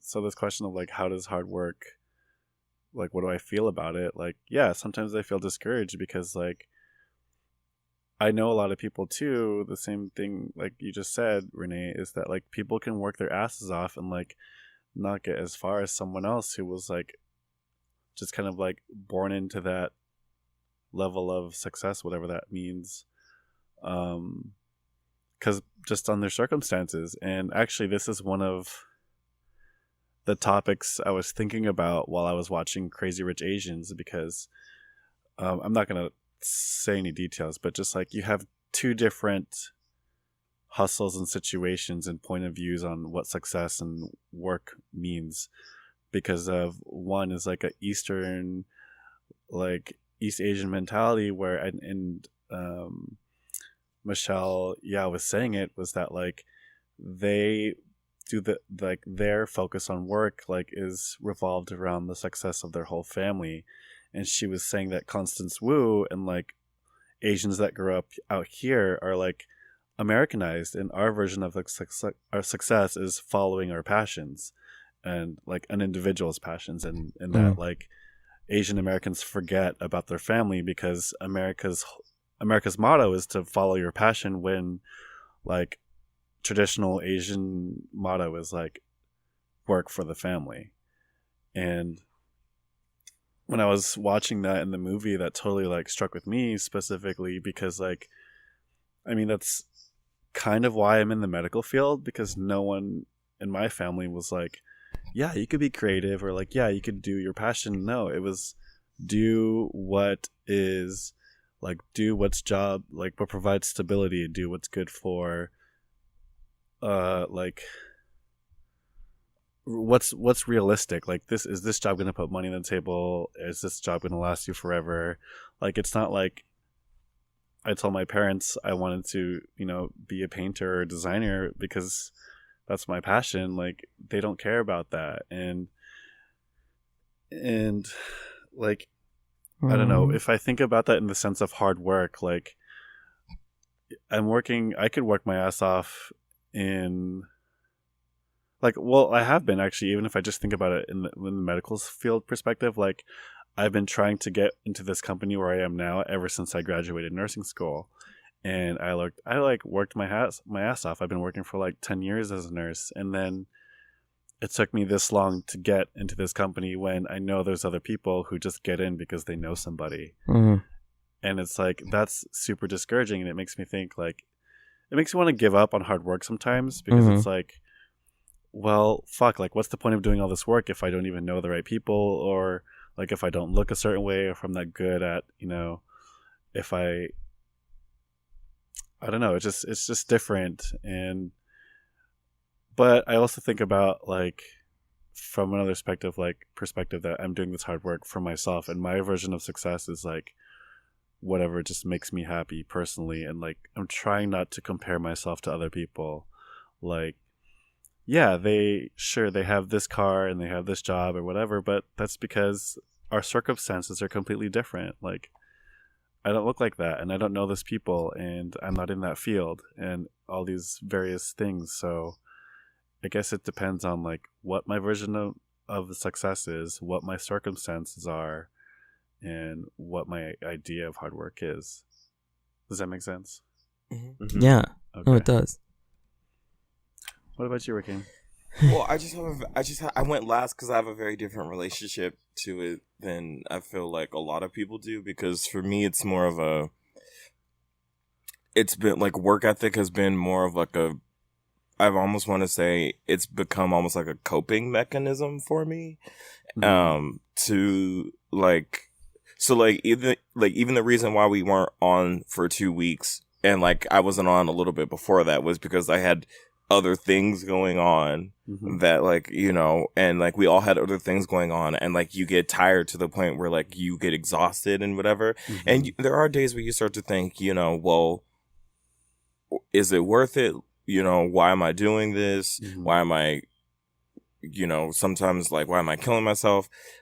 But I like that though. I kind of do. I like the feeling of like waking up and seeing an email and having to answer it and plan shit out. Or I like when I have like 18 things to do on my to-do list, and I like the feeling of that. But I think recently, especially in the last few months, I've been kind of like doing a lot of like soul searching, I guess.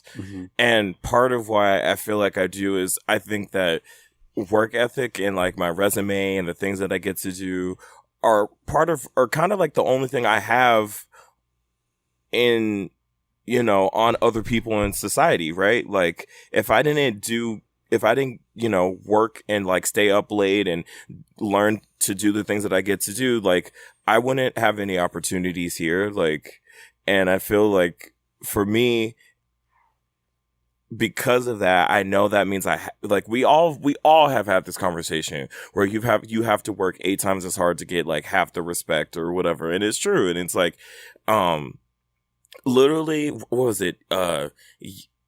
Yesterday I was in Target, and then someone like stopped me. I wasn't even wearing red, just stopped me and asked me like if I work there. Like I remember once, like I was at work and I was running outside to help someone come up the stairs for art reception, and this white lady is like pulled me aside and asked me if I could valet her car. Like, no matter like how hard you work, there's this shit that's going to happen.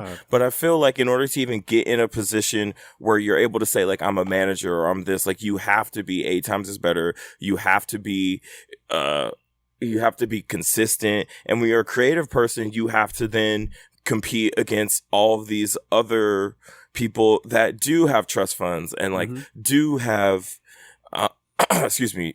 do have, you know, connections, and you have to fight like clout and like institutional nepotism. But I know the one way that I can combat that and like stick out and, you know, be successful or whatever that means, I guess, or do the things that you want to do is by like working hard. And that's obviously that's not all of it for sure, but a pet peeve of mine, like the thing I hate the most is like what I consider lazy people. Like that's like my number one turn off when I date people, when I have friends with people. Like I hate like if I date someone and I know all you're doing is just like sitting down somewhere, like I can't do it, because that just makes me feel like you're gonna rub off on me. And part of that is because it's ingrained that we have to work and be better all the time. But I also feel like it does teach good habits, you know, like depending on like how it's done. Like being hardworking to me isn't a bad thing. I think the concept of like having to overwork yourself is one thing, but like being a hard and diligent worker is something completely different. So for me, it's always been like a source of like confidence. So it's like, so I don't know. You have to grapple with it, because now that y'all are talking about it, I don't know if that's like a good thing. So I don't know. Well, I'm curious because I feel like, as far as you're concerned, Rakeem, and this is something that I've like talked, or I don't know, maybe I've just talked to myself. Sometimes I have conversations with myself in my head, and I think I talked to someone else about it. But what I've been thinking about a lot lately too is like when I consider social groups, and like when I see like successful social groups. So like for example, when I see like especially gay social groups, right? You see, and this is related to what I was talking about earlier with like the magazine cover, is you see like a group of gay men, right? And then you look at like what they all like, I guess, are bringing to the table. And I guess like you shouldn't look at friendships like that, but I just mean in terms of like accomplishments. And when you see like, for example, like the white gays or like the white adjacent, the lighter skinned gays, what they're bringing to the table is like social media clout and like followers or whatever. But when you look at like a lot of the black, or especially the darker skinned people of color or black people, they tend to be at like the top of their game. Like I noticed that like you'll see like I don't know, I forgot who I was talking to this about, I get what you're saying. yesterday, but we were talking about Fire Island, and I've never actually seen the show, but what they were saying was that the thing they loved about it was that the most successful person on the show was the dark-skinned black guy. He was like somebody who was like, I don't know, I don't know what he was, but they said was that not Karamo? No, that's a different guy. Queer Eye. He's on Queer Eye. Oh. They said that he was like the most successful, like personally in his personal life. And I thought about that, and I was like, that's great on one hand, but also like why? I guess like why is it that like in order for black men, especially dark-skinned black men, to be worthy, I guess, of these elite groups, why is it that they have to be at the top of their game, but like when a white gay is a part of the group, all he has to be is pretty and have like a following? You know what I mean? Right. Yeah. And I've been thinking about that, and I was thinking too, you know, like from what you were saying, Rakeem, is that like I feel like you do get clout from the work that you do, but I think that the clout isn't. I guess it is related to the hard work, but I think that it's not the hard work that gets you the clout that you get. I think it's the end result. It's sort of like Beyonce is not like worshipped because she's a hard worker. She's worshipped because of the results of her hard work. But that's what I'm saying. The results of the hard work are because of the hard work. Definitely. Like, I guess, but what I'm saying is if you had the hard work and you weren't getting necessarily the results, then nobody would give a fuck and you wouldn't get the clout that you get. Right. That's what I'm saying. So like I guess that's the observation. Right. Like it sometimes needs to come with like a certain look as well. Do you know what I'm saying? No, or like a certain definitely. or a certain this. Like it needs to, the hard work needs to be attached to something else for a lot of times for a lot of people to be successful. Like whether that be capital or looks or nepotism, etc. But like for the hard work to really pay off the way that we're saying that it pays off in this culture, it's usually attached. It's not just hard work. Do you know what I'm saying? Oh, there's absolutely. There's something there, because otherwise Tinashe would have been where she needs to be. Oh, so interesting. Well, I think the thing that I find interesting that you say, Rakeem, is that it kind of is like a coping mechanism, and I will say, like, I found, I had like, I mean, it's not work per se, but like still, like I had summer school this past semester, and like having to go every day and basically filling like almost every single hour of my life with academics.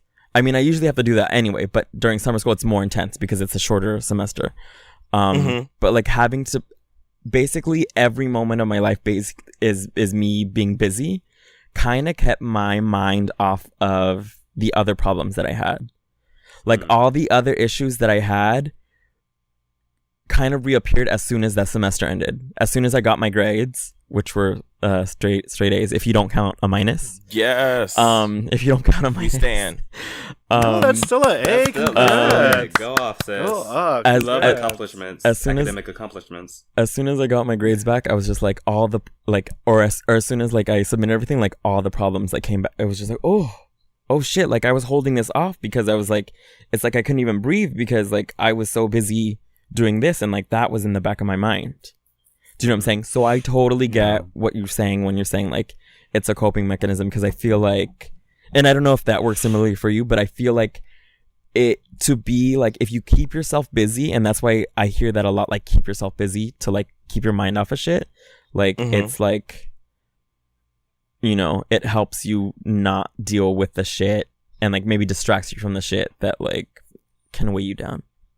Yeah, that's kind of how it started. I mean, it started off as like a coping mechanism because I wanted to, because part of it was I didn't want to be alone, because I would like, at the time, I mean, I still kind of have body dysmorphia, but like at that point it was like really, really bad. So if I was all by myself, like I was looking in a mirror, or like, or I was, you know, worrying about how I looked, or I was thinking about men or something, and I just wasn't and like, honestly, and like, no, girl, like I'm going through it right now. Girl. No, I'm sorry. And it's, I'm sorry, because school hasn't started yet, so I'm going through it. But anyways, go ahead. Yeah, and it's like that kind of stuff happens, and it's like, I have shit I want to do, and so it's just like a lot of those things are distractions. Mhm. So yeah, like part of it started off as I wanted to be busy so that way, you know, I didn't think about other things. But then it kind of developed into like a source of pride for me, where it was kind of like, well, yeah, now I'm able to say I've done this, and this, Mhm. and like have receipts. Mhm. And it's like that makes me feel good. So like in a you know, in a world where I was coming out and I was told I was ugly and I was too dark and I was all of this stuff, I could look back and look at my Instagram or my website, look at my body of work and my accomplishments and what I got to put and be like, yeah, bitch. And I got to do all this. So that's kind of how it started to become like a source of like, that's why I always like obsess about, like, I always talk about Beyonce's work ethic, because to me, that's like admirable. And I know she does it to like an unhealthy kind of amount, but I try to emulate that a lot because that's something I want to be. Like, I don't want to ever work with someone who says that like I was lazy or whatever, because that would like crush me more so than like no blacks, no femmes at this point, you know? So. Yeah, no, I hear that Yeah. for sure. And there's also this thing. I feel like there's this weird thing where it's just like for me, like I have to like whatever continue existing and shit and like survive. So I guess I have to live. so I guess I'll do it. But it's like for me personally, it's like this middle ground of like, okay, like what I have to do to survive every day, and my morals are like against each other, kind of. So I have to kind of do like this middle ground of just like, okay, like, you know, I tell myself sometimes, I'm like, okay, be more like Rakeem, like be happy to like do things and like get up and like work and shit, like yay, I love it. But no, because it's like this middle ground of just like, okay, your fucking values are telling you no, fuck this, like fuck this system, we need to overthrow the system, and then my other thing, my bank account and like my stomach are telling me, but boo, like you really need to get it together because like it needs to not be an issue anymore. So it's just like, for me, it's like it's this constant battle every day of just like fuck the system, but also I have to play the game, and so. Yeah. But yeah. But I also think you should give yourself room to like exist and like you know, get through your daily life. I think people understand, like, you can't be an activist 24/7 or like with that, because you can't like, you can't do anything. Like you would literally be walking around naked like on the streets in a forest somewhere. And even then it's like you're still problematic, because then you're Simba running away from the problem. You know? Yeah. So it's like no matter what you do, like you cannot exist in 2018 today without contributing to something. And I think that like when we kind of like, we have to allow ourselves that, because when you really think about it, like, is you doing like let's just say you work for Walmart, right? But that was like the only place that hired you. Like no one's gonna sit there and come in there and be like, oh, you capitalist pig bitch. Like right. You have to get a check. You know what I mean? And like, and I think sometimes that like when people do, because I know that this happens a lot. Like I think we talked about it. We did the discourse on it, where like the activist friend was like scared of her other activist friends because she was like, she didn't know like how woke she was to them. And I feel like when you don't feel comfortable enough, because like, you know, because if it's from like other people that they may say like, oh, well, you know, you work at Walmart. It's like, well, you don't understand my circumstances.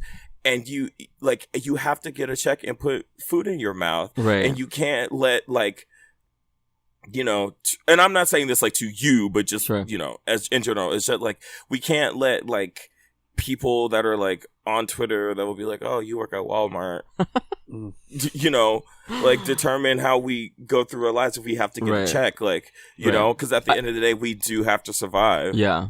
I think, and for sure. And I think that's an issue. Definitely. I think for me is like, I can't get out of my own head a lot of the time. Do you know what I'm saying? It's not just Twitter. I can't log out of my own head trying to deconstruct and like fight against everything at all times. You know what I'm saying?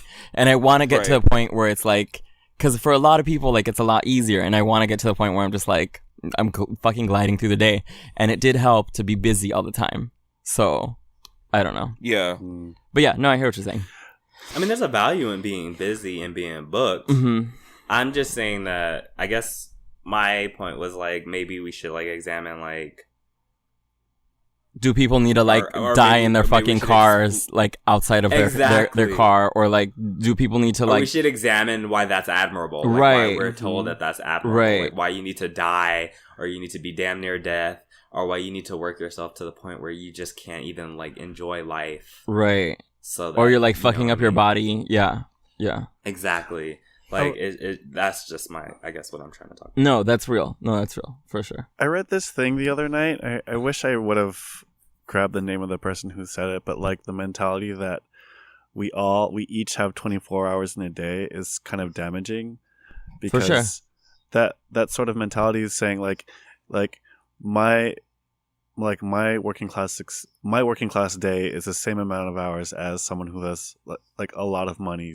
They have Right. the same amount of hours, and I really thought about that. I was like, yeah, it's not the same, because money buys time, and so if you're if you need to take public transportation, it takes you an hour to get to work, or 2 hours if you're taking the bus, compared to someone who like gets to drive or fly into work, and like people who can cook for them, and people like I apply this to myself. Like sometimes, like Rakeem was talking about like body dysmorphia earlier, and I was like, yeah, sometimes I feel really shitty about my body, but like, and I'm comparing myself to people who have a cook, or like who don't have like a 9-to-5 job because they're busy working on their bodies all day. Like they get paid for that, Right. and like so their 24 hours is not my 24 hours, and so I think Or Renee's 24 hours. I'm so done. I cannot Now I have logged out.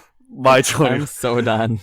But yeah, and I really appreciated coming across that, because it's true. Like I can't compare my work ethic and my 24-hour day compared to someone else's if they have access or the money for certain things that I don't.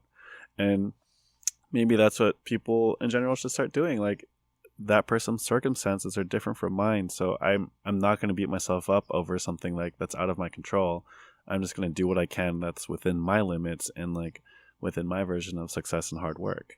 Yeah, because that's a big thing that people say all the time is like, Yeah. like, I mean, it's why I can't, like, I follow like one fitness person on Instagram, but there's like so many people that are like, there's no excuses, just the ones you make, or So or, annoying. and it's just like, and they're just like, you know, like only you can change your life, and like blah blah blah blah. Or like blah, and I all see this, like hard- things that are really Yeah. fucked up. Like they'll post somebody with like one arm or something, and they'll be like, "What's Oh, your yes, excuse?" even And I'm just they. like, Yes. could you stop? That is like y'all are really fucked up. Yes, they really be doing that. Ugh. Or like those inspiration quotes, and it's just like it's just like, yes, because this is your job and you have time to do it. My excuse is that I have other stuff. I mean, not my particular excuse, but I mean just in general, like other people's excuses that like they have other shit to do, or like they don't even need an excuse, but like just that you have the time and the money to like invest in the gym and like a nutritionist, or that you have like the money to afford the kind of food that you need to eat.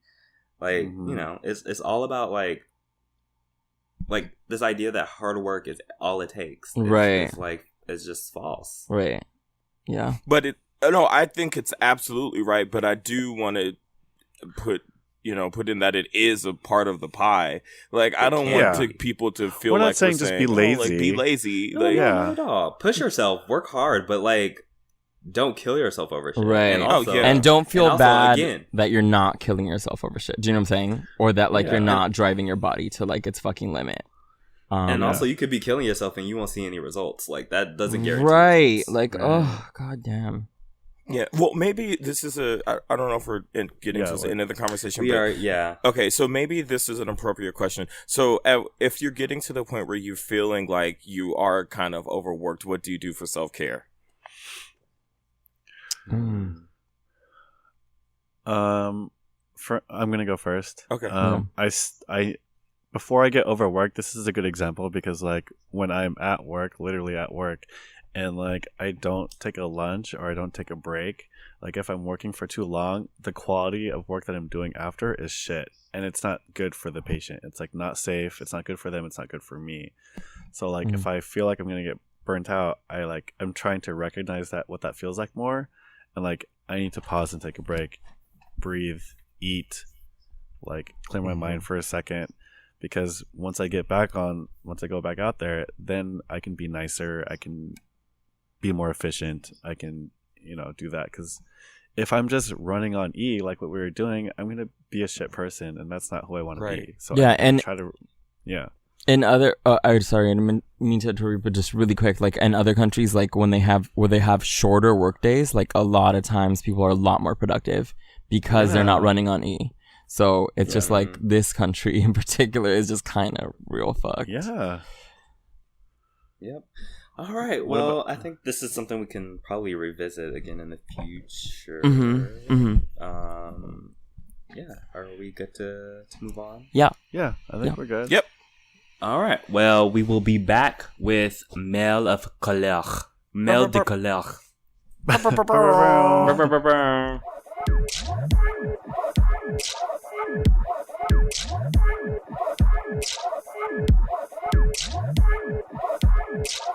Hola. That's all I remember from Duolingo. Duolingo. So dumb. I'm not 40% fluent anymore. I know. Anyway, I guess I shouldn't. Okay. Oh, this person's. No, I'll say their name at the end. Sorry. Okay, so they say, "Dear muses, goddesses of the arts, and proclaimers of heroes." Yes, that was for Hercules. Maybe they mean from. Okay, I think they meant from and just forgot to put them. I've been with my boyfriend for almost 2 years now. It's been my longest lasting relationship, and his too, from what he shared. Ooh, she don't believe. Wow. Shade already in the letter. We both have we similar. don't trust niggas. We both have similar cultural backgrounds. Wait, let me just say really quickly that the title of this letter is "Hidden Back in His Closet." Yes. So we both have similar cultural backgrounds, and neither one of us are dependent on each other, our family, to support ourselves financially. Things in the relationship have been great. I'm proud of myself for being vulnerable and emotionally open with someone again. While I know not every relationship is quote unquote perfect, and they all have their unique challenges and obstacles, I'm beginning to be a little bothered by one in particular. He's not out. Oh. Yeah. Though it hasn't been an issue in the beginning, it is starting to upset me a little more because my family has met and embraced him, but I am still tucked away in the shadows on his side. We do not live together as of yet, but we plan to soon. I'm not too excited about starting a new chapter in our relationship as being his roommate to his parents and family. I don't blame you. I came out at 20 and we both are now approaching 30. I don't plan to live my life in anyone's closet forever. Okay. Sounds like you already know what you Hashtag not my closet. My question is am I not being a good partner for wanting to be introduced as his boyfriend already, or should I have it more time? Should I give it more time and see what he decides to do? So, sorry, there's a couple of errors. I'd sell with a fair amount of time to give us or you. Base. What? This last sentence. You were dragging them. I'm not. I'm trying to read this letter. He said I'm not talking about. There are a couple of errors. Like just fucking up. Like what's not grammatical as correct. Oh, okay. I get what they mean. Okay, sorry. I got it. Okay. So what's a fair amount of time to give it? Months or years? P.S. Thanks for creating such a great show. Okay, they say some nice things about us. Of course, thank you so much. Sincerely, thank you. Uncut with good credit, Poppy. Oh. Wow! Hey, what's up? I need one of those. You know the gif of like where all the black people like kind of pop in with their heads, and that one black he's lady cute with, like, the and he's glasses thick. pops in. I think this is actually Rakeem's type right here. Wait, what do you mean? Click his picture, sis. Okay, let me log on. Hold on, let me just pop up in here. Wait, okay, so what's the... She jumping on quick. Just in case the relationship don't last. What's the title of the email base again? Hidden back in his closet. Anyway. Okay, let's go around and answer this. Okay, so I feel like I wasn't out, like, so I will say, like, I wasn't out to my family. I want to say, like, the first at least year in my relationship, and I had met Mark's family, but he met maybe one of my cousins. I don't think you should place like I get that you like are getting older and you guys are like putting down roots with each other, but I don't think that like it depends. Here's what I would say. I would say it's dependent on how involved with his family he is. Like if he's super close to his family, he spends a lot of time around them, and then you're just like a secret. Then yeah, I get like being over it. But I think that if he's like maybe distant, which I was, so I don't know. I think if he's distant, I don't think you should put as much pressure on him to let them know. Because I feel like the important thing is the two of you, and as long as he's not like hiding you away in your day-to-day lives, like you guys can go outside and be together, and it's not like he's only trying to see you at night or whatever, then and in your apartment and he's never taking you out, like I think unless it's that situation, I think you should cut him some slack. But if you really just can't do it, then like I would just say end it, because yeah. And in terms of time, you guys said you guys have been together for 2 years, so I think I think it's kind of now or never. Especially because you're kind of at the age where I feel like this is where you're starting to, and I don't mean that in a bad way, but like I think that's when people start thinking about if they settle down, when that might happen. Mm-hmm. Like their friends are starting to do that. People are starting to go to John is at a wedding every fucking weekend at this Right. point. And so it's just kind of like you start to think about that stuff. And so I think that would be, I think if it's really important to you, then I would sit down with your partner and be like, look, this is something that I care about. We need to figure this out, or maybe compromise or something. I don't know what that would look like. But for me, after 2 years, I think that would kind of be for me, I would kind of be like, okay. Wait, so back up. Do they live together, or did they don't? They live don't together? yet. They don't. They're planning. Oh, they're planning to move together. Oh, I get it. And he doesn't want to be his roommate. Exactly. But also, if you're not close with your family, you can just go and do your own thing, and you could just be that uncle. I say if he's not close to him, I don't see like any harm in like just like leaving it where it is. Yeah. But if he is, then So I've been in this situation where I don't know if I told you guys, but one of the guys I was dating was Mormon, and like was not officially like telling anyone that he was gay or blah blah blah. Mm-hmm. And like I knew that going into it. Like I know that this guy is like not going to be out, and my thing is like I thought it wasn't going to bother me, and then we started dating. I was like, wait, this is bothering me, because he was staying with me. He met my mom, and he's met my family and my relatives and things like that. And I was like, okay, wait, this does bother me, and I don't want to be like nothing to your family. But like what Baze was saying, like, oh, I don't really care if you're not that close to your family. But also, like, I would weigh out like what else is going on in my relationship. Is everything else going well, and it's just not? It's also like it's just the one fact that he's not out to his family, or are there other things going on? Plus, you're not out, or he's not out to his family. Does that make sense? Yes.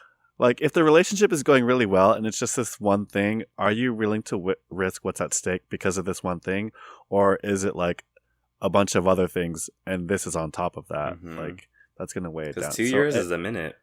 Yeah, that's a long time. And I don't want to, like, I wouldn't want to, like, throw that away and start from scratch and, like, fuck with all these dumb dudes if this guy was really great, because he wasn't out to his family. Do you know what I mean? Like... Mm-hmm. Yeah. Why are you making that face? No, it's because I've been in that spot. Oh. Sorry.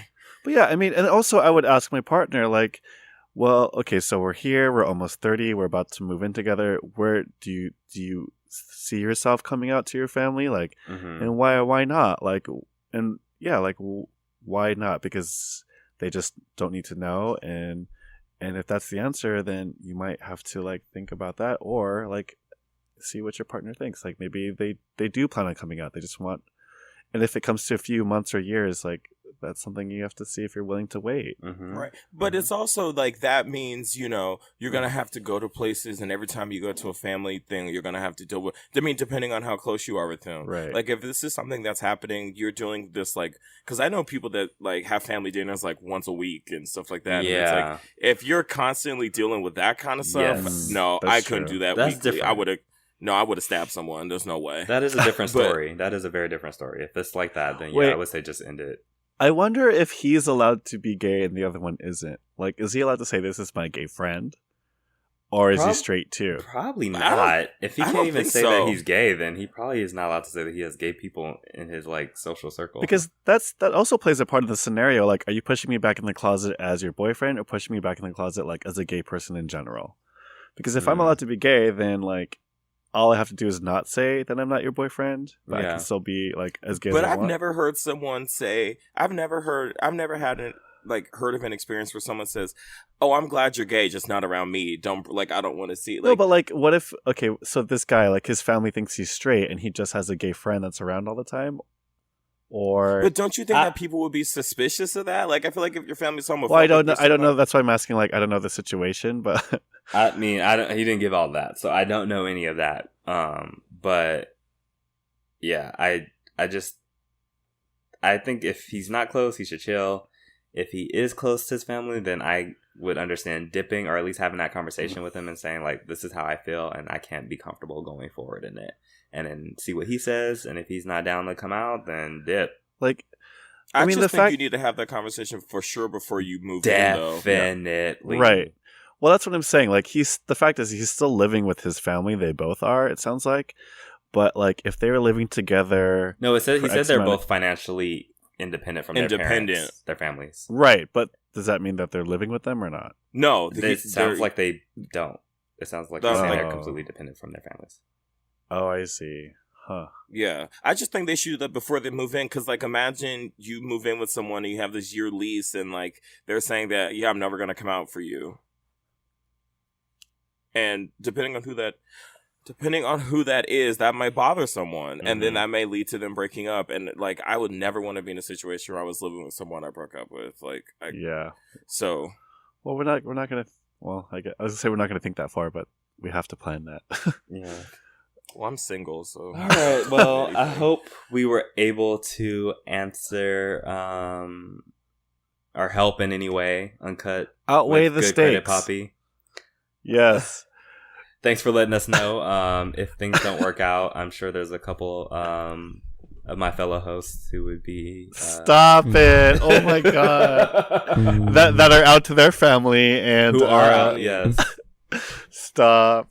I'm, But you know, yeah. So I guess that's. But yeah, we wish you the best of luck in that situation. Exactly. Yes. So yes. Thank you for writing in. Rakeem, do you want to do our outro?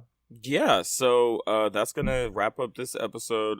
Thank y'all so much for being patient. understanding for the break. We really, really appreciate it, and we're Yeah. really happy to be back, and we're energized, and we're not running on E.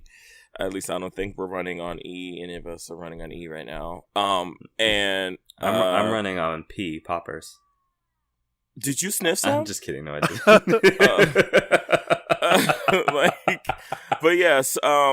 Let's see. Do I have thank yous this week? Oh, also, I just want to say thank y'all for the response to the art show. We're really shook. Ramon and I are really, really grateful. And Ramon says thank you so much for all the love and support that y'all have been showing. And do y'all have anything you want to say thank you to, or anything you need? So I just want to say thank you to some of the people that I was hanging out with in London. Like, a lot of them are listeners and are big fans of the show. Like, you guys like gave me so much love, and like you were like shared so many like kind words about the podcast, and like someone even was like, you know, you guys are always talking about how long the episodes are, and I want them to be longer. And like somebody was like, you guys are like, Ooh. yeah, and like somebody was like, you guys are like, I can like turn off my brain. I'm usually so like wired, you know, for like transphobia and stuff like that, and I can like just turn off and like listen to you guys, and I don't have to be like up and on. I can just listen to you. So I just like, yeah, we got like a lot of like love That's so sweet. And like Aww. the UK girls are really loving and supporting us, and I just really appreciate y'all. Thank you. Thank y'all so y'all. much. Thank you, everyone. Thank you. Yeah, thanks for understanding that about the break, and we're really glad that you're back, and we're glad that we're back, and we'll see you next week. Oh yes, also please keep writing into us. We love shit like this. This was like a great letter. And yeah, sorry, I just wanted to throw that in there. All right. So with that, we again, you can find us on Twitter at Trash of Color. You can find us everywhere else at Podcast of Color.